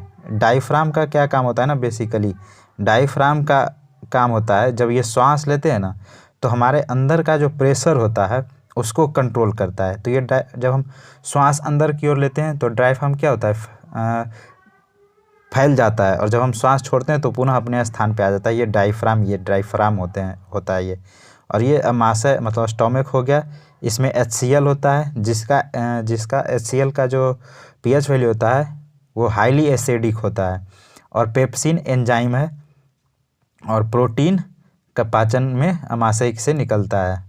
अब देखिए छोटी आंत और बड़ी आंत, इसमें कार्बोहाइड्रेट का पाचन, वसा का पाचन, प्रोटीन का पाचन, यानी मुख्य रूप से जो मेनली पाचन का काम होता है ना डाइजेशन का, वो छोटी आंत में ही होता है। अब बड़ी आंत में सिर्फ एब्जॉर्प्शन होता है मिनरल्स का एब्जॉर्प्शन बड़ी आंत में होता है, ठीक है। और ये गुदा जिसे मल त्याग करते हैं। अब इधर देख लेते हैं कि ये देखिए हो गया आपका पित्ताशय। ये पित्ताशय है, इससे बाइल जूस निकलता है, ठीक ना, मतलब बाइल जूस इसमें स्टोर होता है। वसा का एमल्सिफिकेशन इसी के द्वारा होता है। पित्त का भंडारण, पित्त मतलब वही बाइल जूस का होता है, स्टोर होता है इसमें। जो लीवर से निकलता है ना बाइल जूस, उसका स्टोरेज यही होता है। और ये क्या करता है कि जब भोजन हमारा स्टोमक में आता है तो ये हाईली एसिडिक होता है, तो जब भोजन यहाँ से निकलता है तो ये बाइल जूस उसमें मिल जाता है, जिसके कारण इसका एसिडिटी खत्म हो जाता है। यकृत लीवर हो गया, ये सॉरी हाँ लीवर अभी बताए थे ना, लीवर से बाइल जूस का उत्पादन होता है। फिर ग्लाइकोजेनिस होता है, फिर यूरिया का संश्लेषण। यूरिया बनता है कि हाँ तो लीवर में, लेकिन क्षमता कहाँ है तो किडनी में। इस बात को याद रखिएगा कि यूरिया का फॉर्मेशन जो होता है वो लीवर में होता है।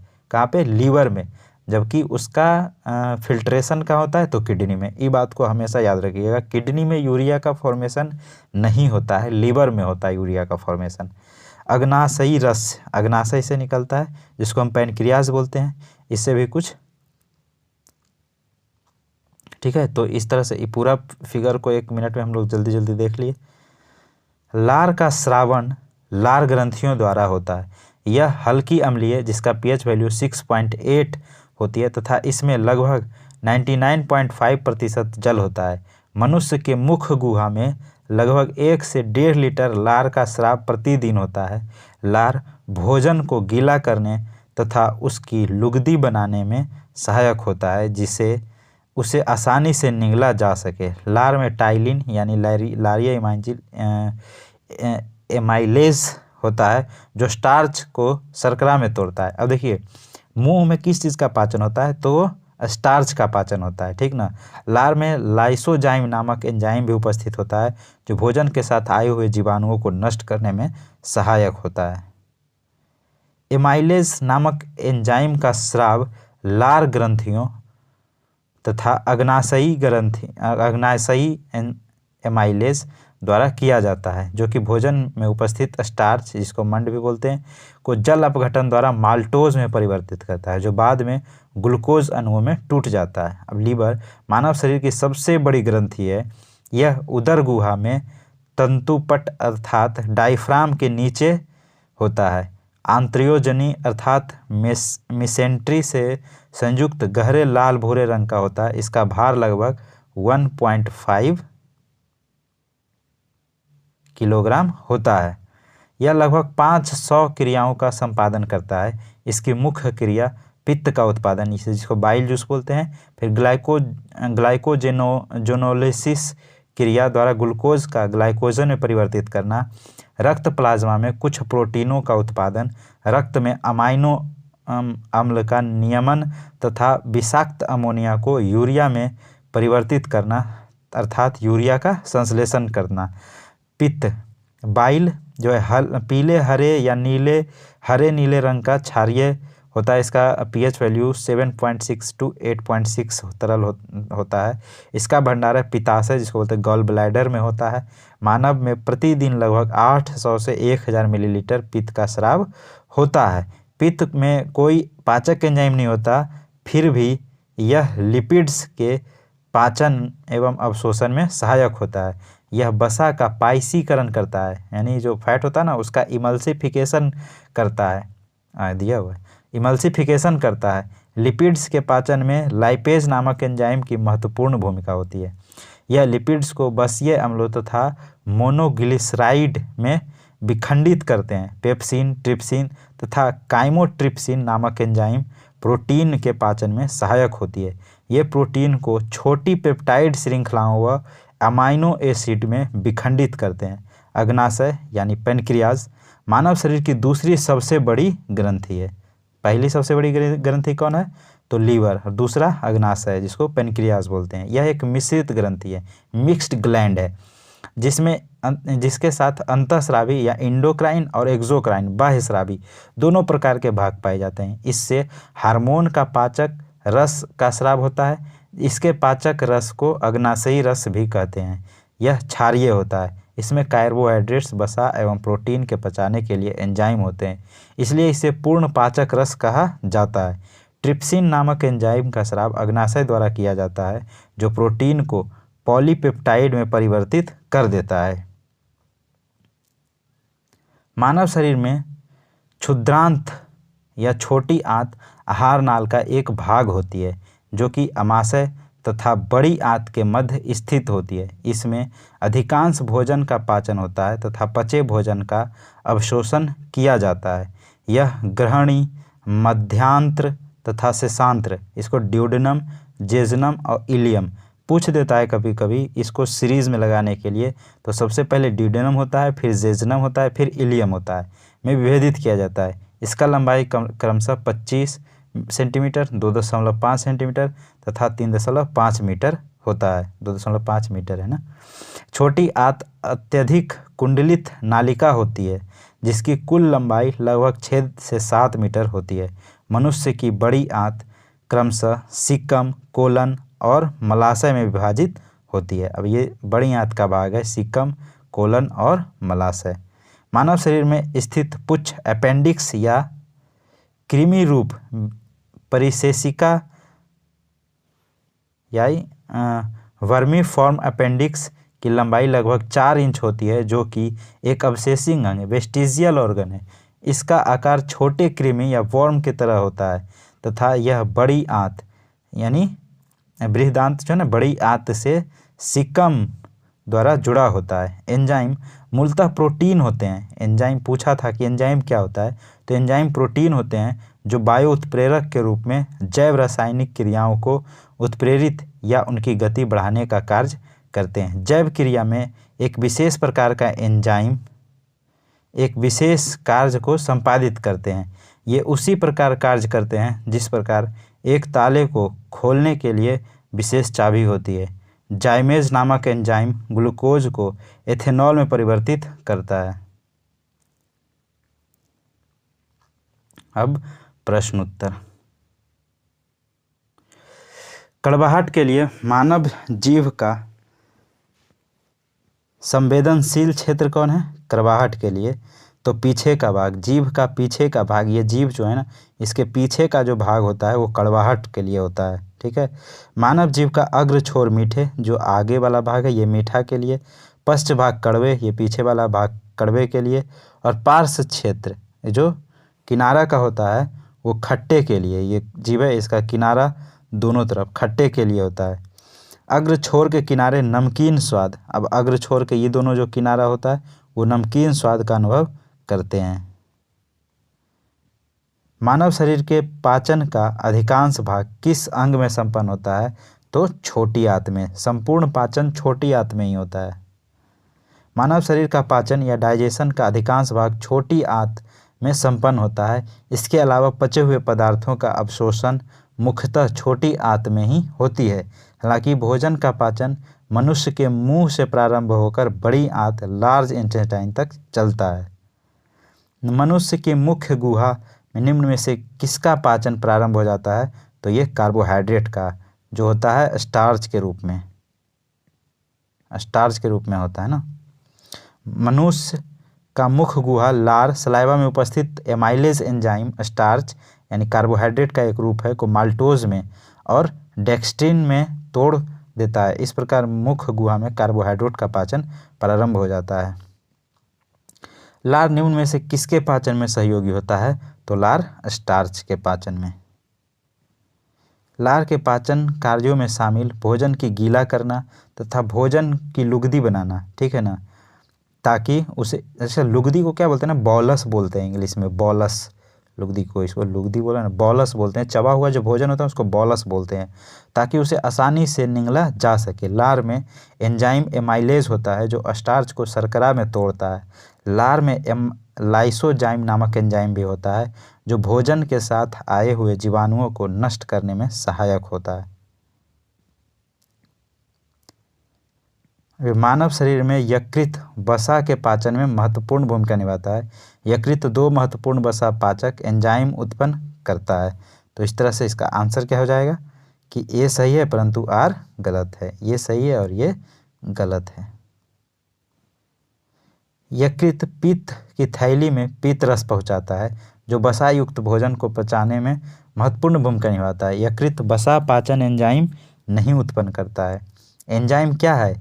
एंजाइम एक बायो उत्प्रेरक है, जैव कैटलिस्ट है।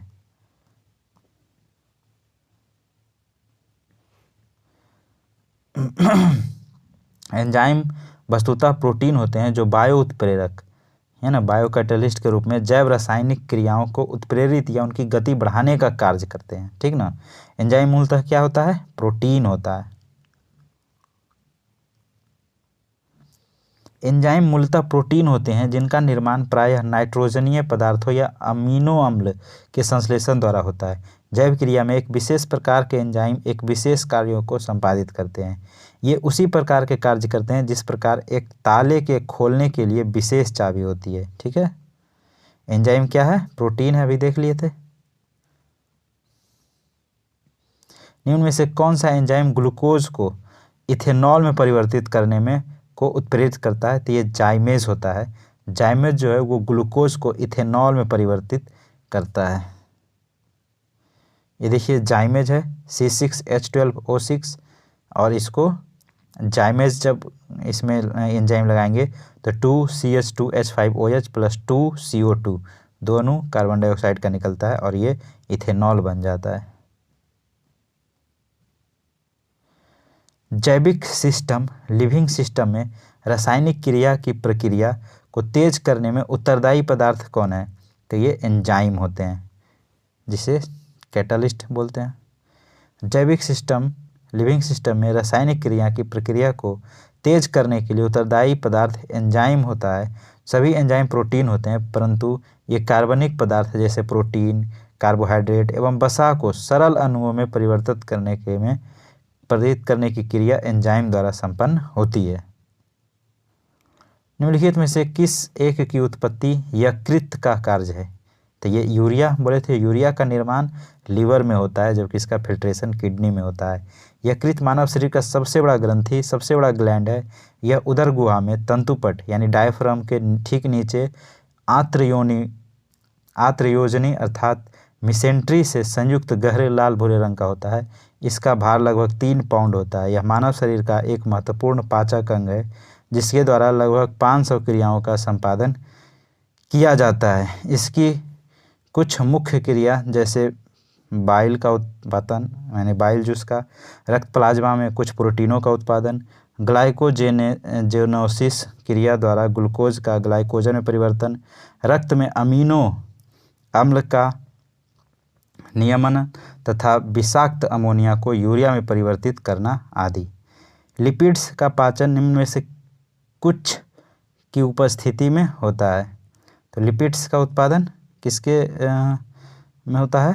तो 1 और 2 सही है, यानी बाइल पीत अम्ल मतलब जो होता है ना HCl को पीत अम्ल बोलते हैं, और लाइपेज। हमारे भोजन सामग्री में अधिकांश लिपिड से सरल वसाओं अर्थात ट्राइग्लिसराइड के रूप में होते हैं। लिपिड्स के पाचन में लाइपेज नामक एंजाइम का महत्वपूर्ण भूमिका होती है। यह लिपिड्स को बसीय अम्लों तथा मोनोग्लिसराइड में विखंडित करते हैं।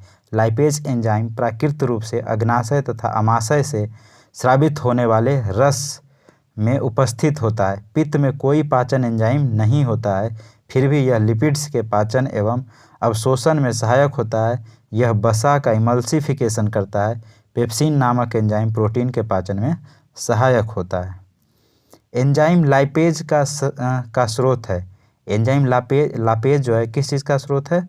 तो ये अग्नाशय से निकलता है लाइपेज, जिसको अग्नाशय क्या बोलते हैं? पेनक्रियाज।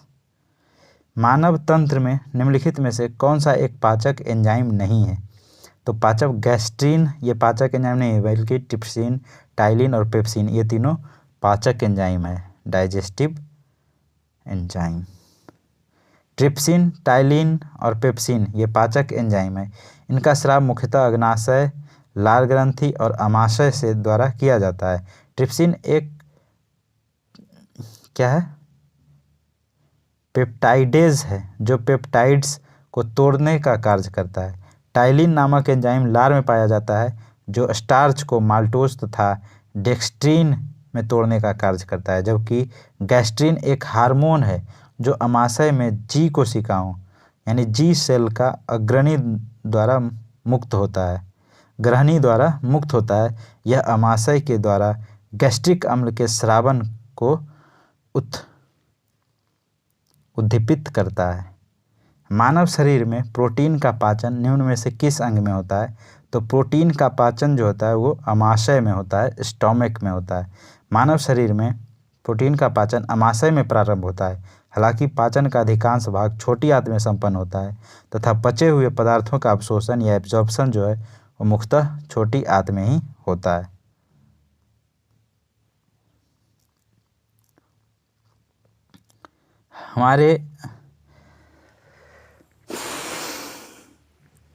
हमारे आहार में सभी प्रोटीनों का पाचन केवल क्षुद्रांत्र में होता है, तो ये गलत है।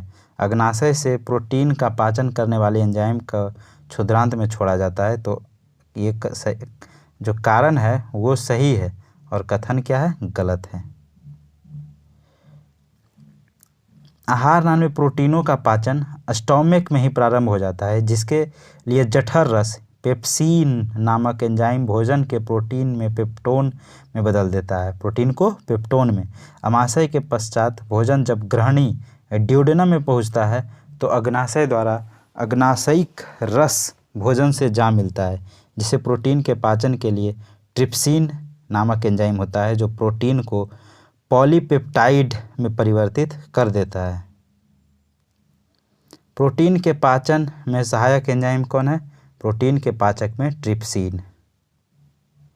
स्टार्च को जल अपघटन से ग्लूकोज या हाइड्रोलाइसिस स्टार्च बनाने वाला एंजाइम कौन है? तो ये एमाइलेज है। एमाइलेज नामक एंजाइम का स्राव लार ग्रंथि तथा अग्नाशय पैनक्रियाज द्वारा किया जाता है, जो भोजन में स्टार्च के जल अपघटन हाइड्रोलाइसिस से ग्लूकोज निर्मित करता है। कौन से परिवर्तन में एंजाइम ट्रिप्सिन उत्प्रेरक का कार्य करता है? तो है प्रोटीन की अमीनो अम्ल में।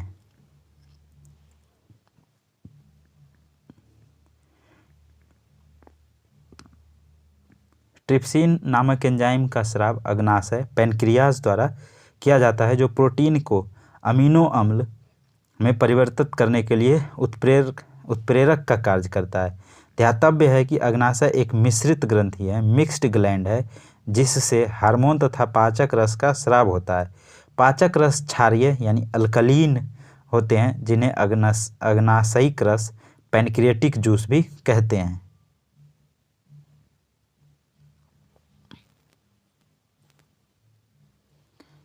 मानव शरीर में पुच्छ कौन सी संरचना से संलग्न होती है? तो ये होती है बृहदांत, जिसको बोलते हैं अपेंडिक्स। मानव शरीर में स्थित पुच्छ अपेंडिक्स या कृमि रूप उपपरिशेषिका एक अवशेषी अंग है। वेस्टिजियल ऑर्गन या छोटी एवं बड़ी आंत के जोड़ के पास स्थित होता है। इसका आकार छोटे कृमि यानी वर्म की तरह का होता है, जो बड़ी आंत में से सीकम द्वारा जुड़ा होता है। आरंभ में जीवन पूर्णतः शाकाहारी था, जिसमें सेल्यूलोज युक्त पत्तियों के पाचन के लिए इस अंग का उपयोग किया जाता है। हालांकि इसका पूरा साक्ष्य नहीं मिलता है, लेकिन लोग ऐसा कयास लगाते हैं कि ये सेल्यूलोज का डाइजेशन में हेल्प करता होगा। कालांतर में मानव सभ्यता के विकास के साथ मनुष्यों के सर्वाहारी होने के कारण इस अंग का कार्य समाप्त हो गया। इस प्रकार यह अंग वर्तमान समय में अवशेष मात्र रह गया, जबकि शाकाहारी जंतुओं गाय बैल इत्यादि में सेल्यूलोज पाचन हेतु पुच्छ आज भी विकसित अवस्था में है। मानव शरीर में क्षुद्रांत के 3 संरचना भागों की लंबाई का कौन सा सही ह्रासवान क्रम है? ठीक है, तो शेषांत्र, मध्यांत्र और ग्रहणी। बायो का हिंदी नाम बहुत खतरनाक होता है। मानव शरीर में उपस्थित क्षुद्रांत या छोटी आंत स्मॉल इंटेस्टाइन आहार नाल का एक भाग होता है, जो कि अमाशय तथा बड़ी आंत के मध्य स्थित होती है। इसमें अधिकांश भोजन का पाचन होता है तथा पचे भोजन का अवशोषण किया जाता है। यह ग्रहणी यानी डेड्यूनम, जेजनम और इलियम में विभेदित होता है, जिनकी लंबाई क्रमशः 25 सेंटीमीटर, 2.5 मीटर और 3.5 मीटर होता है। तो वो प्रख्यात जो भी नाम है ना, उसको छोड़ो, ये याद रखो, ड्यूडेनम, जेजनम और इलियम, ये 3 अच्छा लगता है। इंग्लिश नहीं सही है। छोटी आंत अत्यधिक कुंडलित नलिका होती है, क्योंकि इसमें एब्जॉर्प्शन करना होता है। इसके अंदर एब्जॉर्प्शन के लिए उंगली नुमा संरचना होता है, जिसको विली बोलते हैं, वही एब्जॉर्ब करता है सारे चीज़। एंजाइम तथा उसके कार्यों के सही जोड़े का चयन करें। तो इसका डायरेक्ट हम लोग वो देख लेते हैं।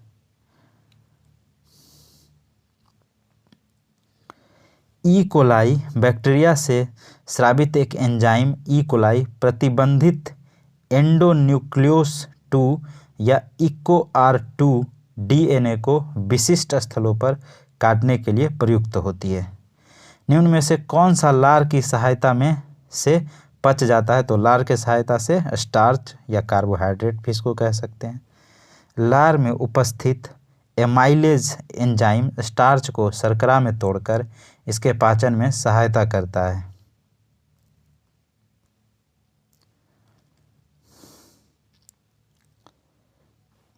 बोला गया है कि मानव शरीर में सेल्यूलोज के पाचन में असक्षम है। तो हाँ, सही बात है। ये मानव के शरीर में सेल्यूलोज का पाचन नहीं होता है, क्योंकि हमारे शरीर में कुछ ऐसा और जानवर के शरीर में सेल्यूलोज का पाचन होता है। मानव शरीर में स्टार्च अपघट्ट एंजाइम डायस्टेज विद्यमान रहता है। तो दोनों सही है, लेकिन ये दोनों में कोई संबंध नहीं है, तो व्याख्या नहीं करता है। मानव शरीर सेल्यूलोज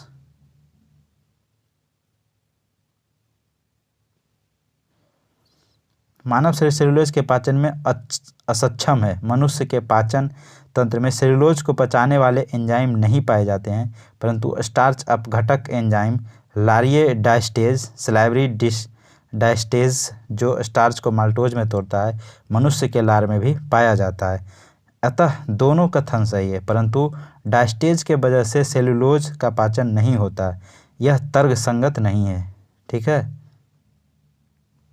शरीर में अतिरिक्त ग्लूकोज या ग्लाइकोजन में परिवर्तित होकर भंडारित रहता है। कहाँ पे? यकृत में और लीवर में ही।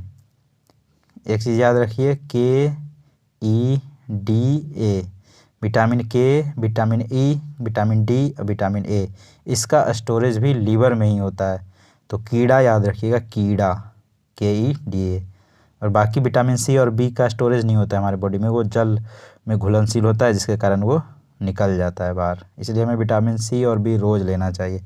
मानव शरीर की सबसे बड़ी ग्रंथि यकृत है, जिसका प्रमुख कार्य रक्त में उपस्थित अतिरिक्त ग्लूकोज को ग्लाइकोजन के रूप में परिवर्तित करके संचित रखना है। आवश्यकता अनुसार यह ग्लाइकोजन ग्लूकोज में बदलकर शरीर को ऊर्जा प्रदान करता है। इस प्रकार यकृत अतिरिक्त शर्करा एवं ऊर्जा में सामंजस्य बनाए रखता है।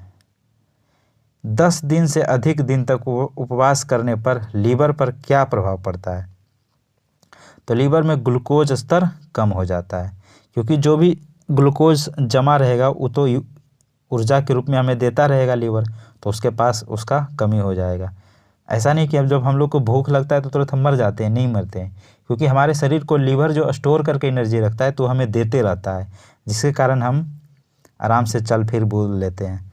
10 दिनों से अधिक उपवास की स्थिति में लीवर में ग्लूकोज का स्तर कम होने लगता है। यकृत एवं मांसपेशियों में जमा ऊर्जा होती है, किस चीज़ में? तो ग्लाइकोजन के रूप में।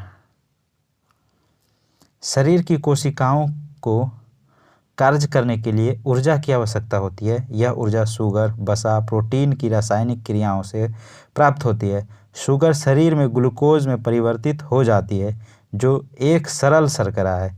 यह अवशोषित होकर रक्त से विभिन्न अंगों ऊतकों में पहुंच जाती है। यकृत मांसपेशियों में मुख्यतः ग्लूकोज ऊर्जा ग्लाइकोजन के रूप में जमा होता है। मानव शरीर की सबसे बड़ी ग्रंथि कौन सी है? तो मानव शरीर की सबसे बड़ी ग्रंथि यकृत है। मानव शरीर की सबसे बड़ी ग्लैंड लीवर है, जबकि शरीर की सबसे बड़ी अंतःस्रावी अगर ग्लैंड कहें तो थायराइड है। अंतःस्रावी अगर इंडोक्राइन ग्लैंड का बात करें तो थायराइड है, अगर एक्सोक्राइन ग्लैंड का बात करें तो लीवर है, और अगर ओवरऑल बात करें तब भी लीवर है। ये बात को याद रखिएगा हमेशा। बाकी यकृत लगभग 15 से 22 सेंटीमीटर लंबा एवं चौड़ा, तो भार में कितना? 1.5 किलोग्राम होता है। यह एक प्रमुख पाचक ग्रंथि है जो कार्बोहाइड्रेट उपापचय या वसा उपापचय, पित्त का श्रावण इत्यादि कार्य करता है। मानव शरीर के सबसे बड़ी ग्रंथि का बात करें ओवरऑल तो वो लीवर ही है, यकृत है। अगर इंडोक्राइन पूछे तो थायराइड ग्लैंड, और अगर एक्सोक्राइन पूछे तब भी लीवर ही होता है। निम्न अंगों में से पित्त का संचय कहाँ होता है? तो पित्ताशय में होता है, जिसको गैल ब्लैडर भी बोलते हैं। पित्त का श्रावण यकृत श्रावण यकृत द्वारा होता है, यानी उसका जो पित्त जो है, बाइल जूस जो है, निकलता किससे द्वारा है? लीवर से। लेकिन इसका संचयन या भंडार कहाँ होता है? तो गैल ब्लैडर में। इसके अलावा यकृत से आए पित्त से जल खोकर इसका अत्यधिक सांद्रण कंसंट्रेशन भी करता है। पित्ताशय लगभग 8 सेंटीमीटर लंबी और 4 सेंटीमीटर चौड़ी अंडाकार ओवल थैली होती है, जो कि उदर गुहा में स्थित होती है। शरीर के किस भाग में पित्त का निर्माण होता है? तो पित्त का निर्माण यकृत लीवर में होता है। पित्त में उपस्थित पत्थर निम्नलिखित में से किसका पाचन प्रभावित करता है? तो ये वसा का पाचन में। पित्ताशय यकृत में से उत्पन्न पित्त का भंडारण करता है। पित्ताशय के अंदर पित्त अवयवों के संघनन से बना हुआ रवाकृत जमाव ही पित्त की पथरी कहलाती है। पित्त की पथरी वसायुक्त भोजन के पाचन में समस्या उत्पन्न कर सकती है।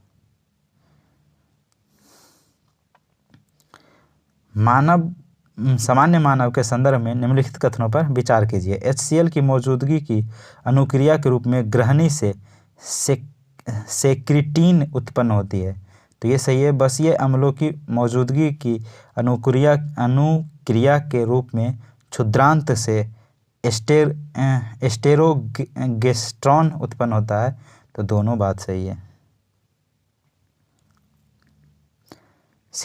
सेक्रेटिन नामक हार्मोन का स्रावन कायम की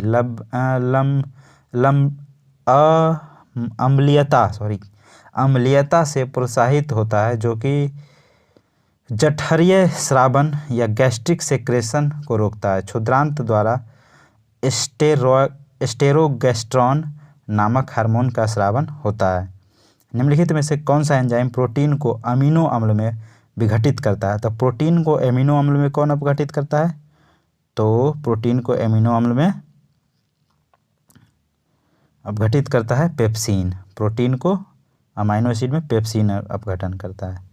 प्रोटीन का पाचन स्टोमक में प्रारंभ होता है। अमाशय में पेप्सिन नामक एंजाइम प्रोटीन को छोटे पॉलीपेप्टाइड और उनके अपघटक अमाइनो अम्ल में विघटित करता है।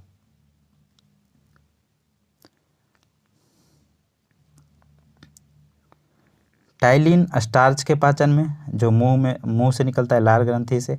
पेप्सिन प्रोटीन के पाचन में कहाँ से निकलता है? और रेनिन रक्त में एंजियोस्टेरिनोजेन को एंजियोटेंसिन में बदलता है। और ऑक्सीटोसिन जो है ये मसृण पेशियों स्मूथ मसल्स में सिकुड़न प्रेरित करता है।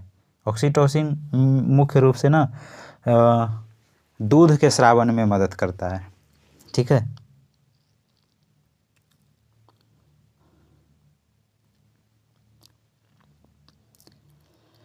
विटामिन, कैरोटीन, एंजाइम क्या है? पेप्सिन। हार्मोन क्या है? टेस्टोस्टेरोन। टेस्टोस्टेरोन जो है ये मेल हार्मोन है, जिसको प्रोजेस्टेरोन भी बोल रहे हैं। ये मेल हार्मोन है। ठीक है, ये मेल हार्मोन है, ये बात को याद रखिएगा। और कैरोटीन क्या है? प्रोटीन है, कैरेटीन प्रोटीन। बाल वगैरह में, जानवर के खूर वगैरह में कैरेटीन प्रोटीन पाया जाता है, तो इस बात को भी याद रखिएगा। द्राक्षा शर्करा क्या है? ग्लूकोज। फल शर्करा क्या है? फ्रक्टोज। और दुग्ध शर्करा लैक्टोज। और चीनी में सुक्रोज पाया जाता है। और स्टीविया प्राकृतिक स्वीटनर है। ठीक है। और सबसे मीठा फ्रक्टोज होता है। सबसे मीठा इन सब में कौन होता है? फ्रक्टोज। ये बात को भी याद रखिएगा। ग्लूकोज का फॉर्मूला क्या होता है? C6H12O6।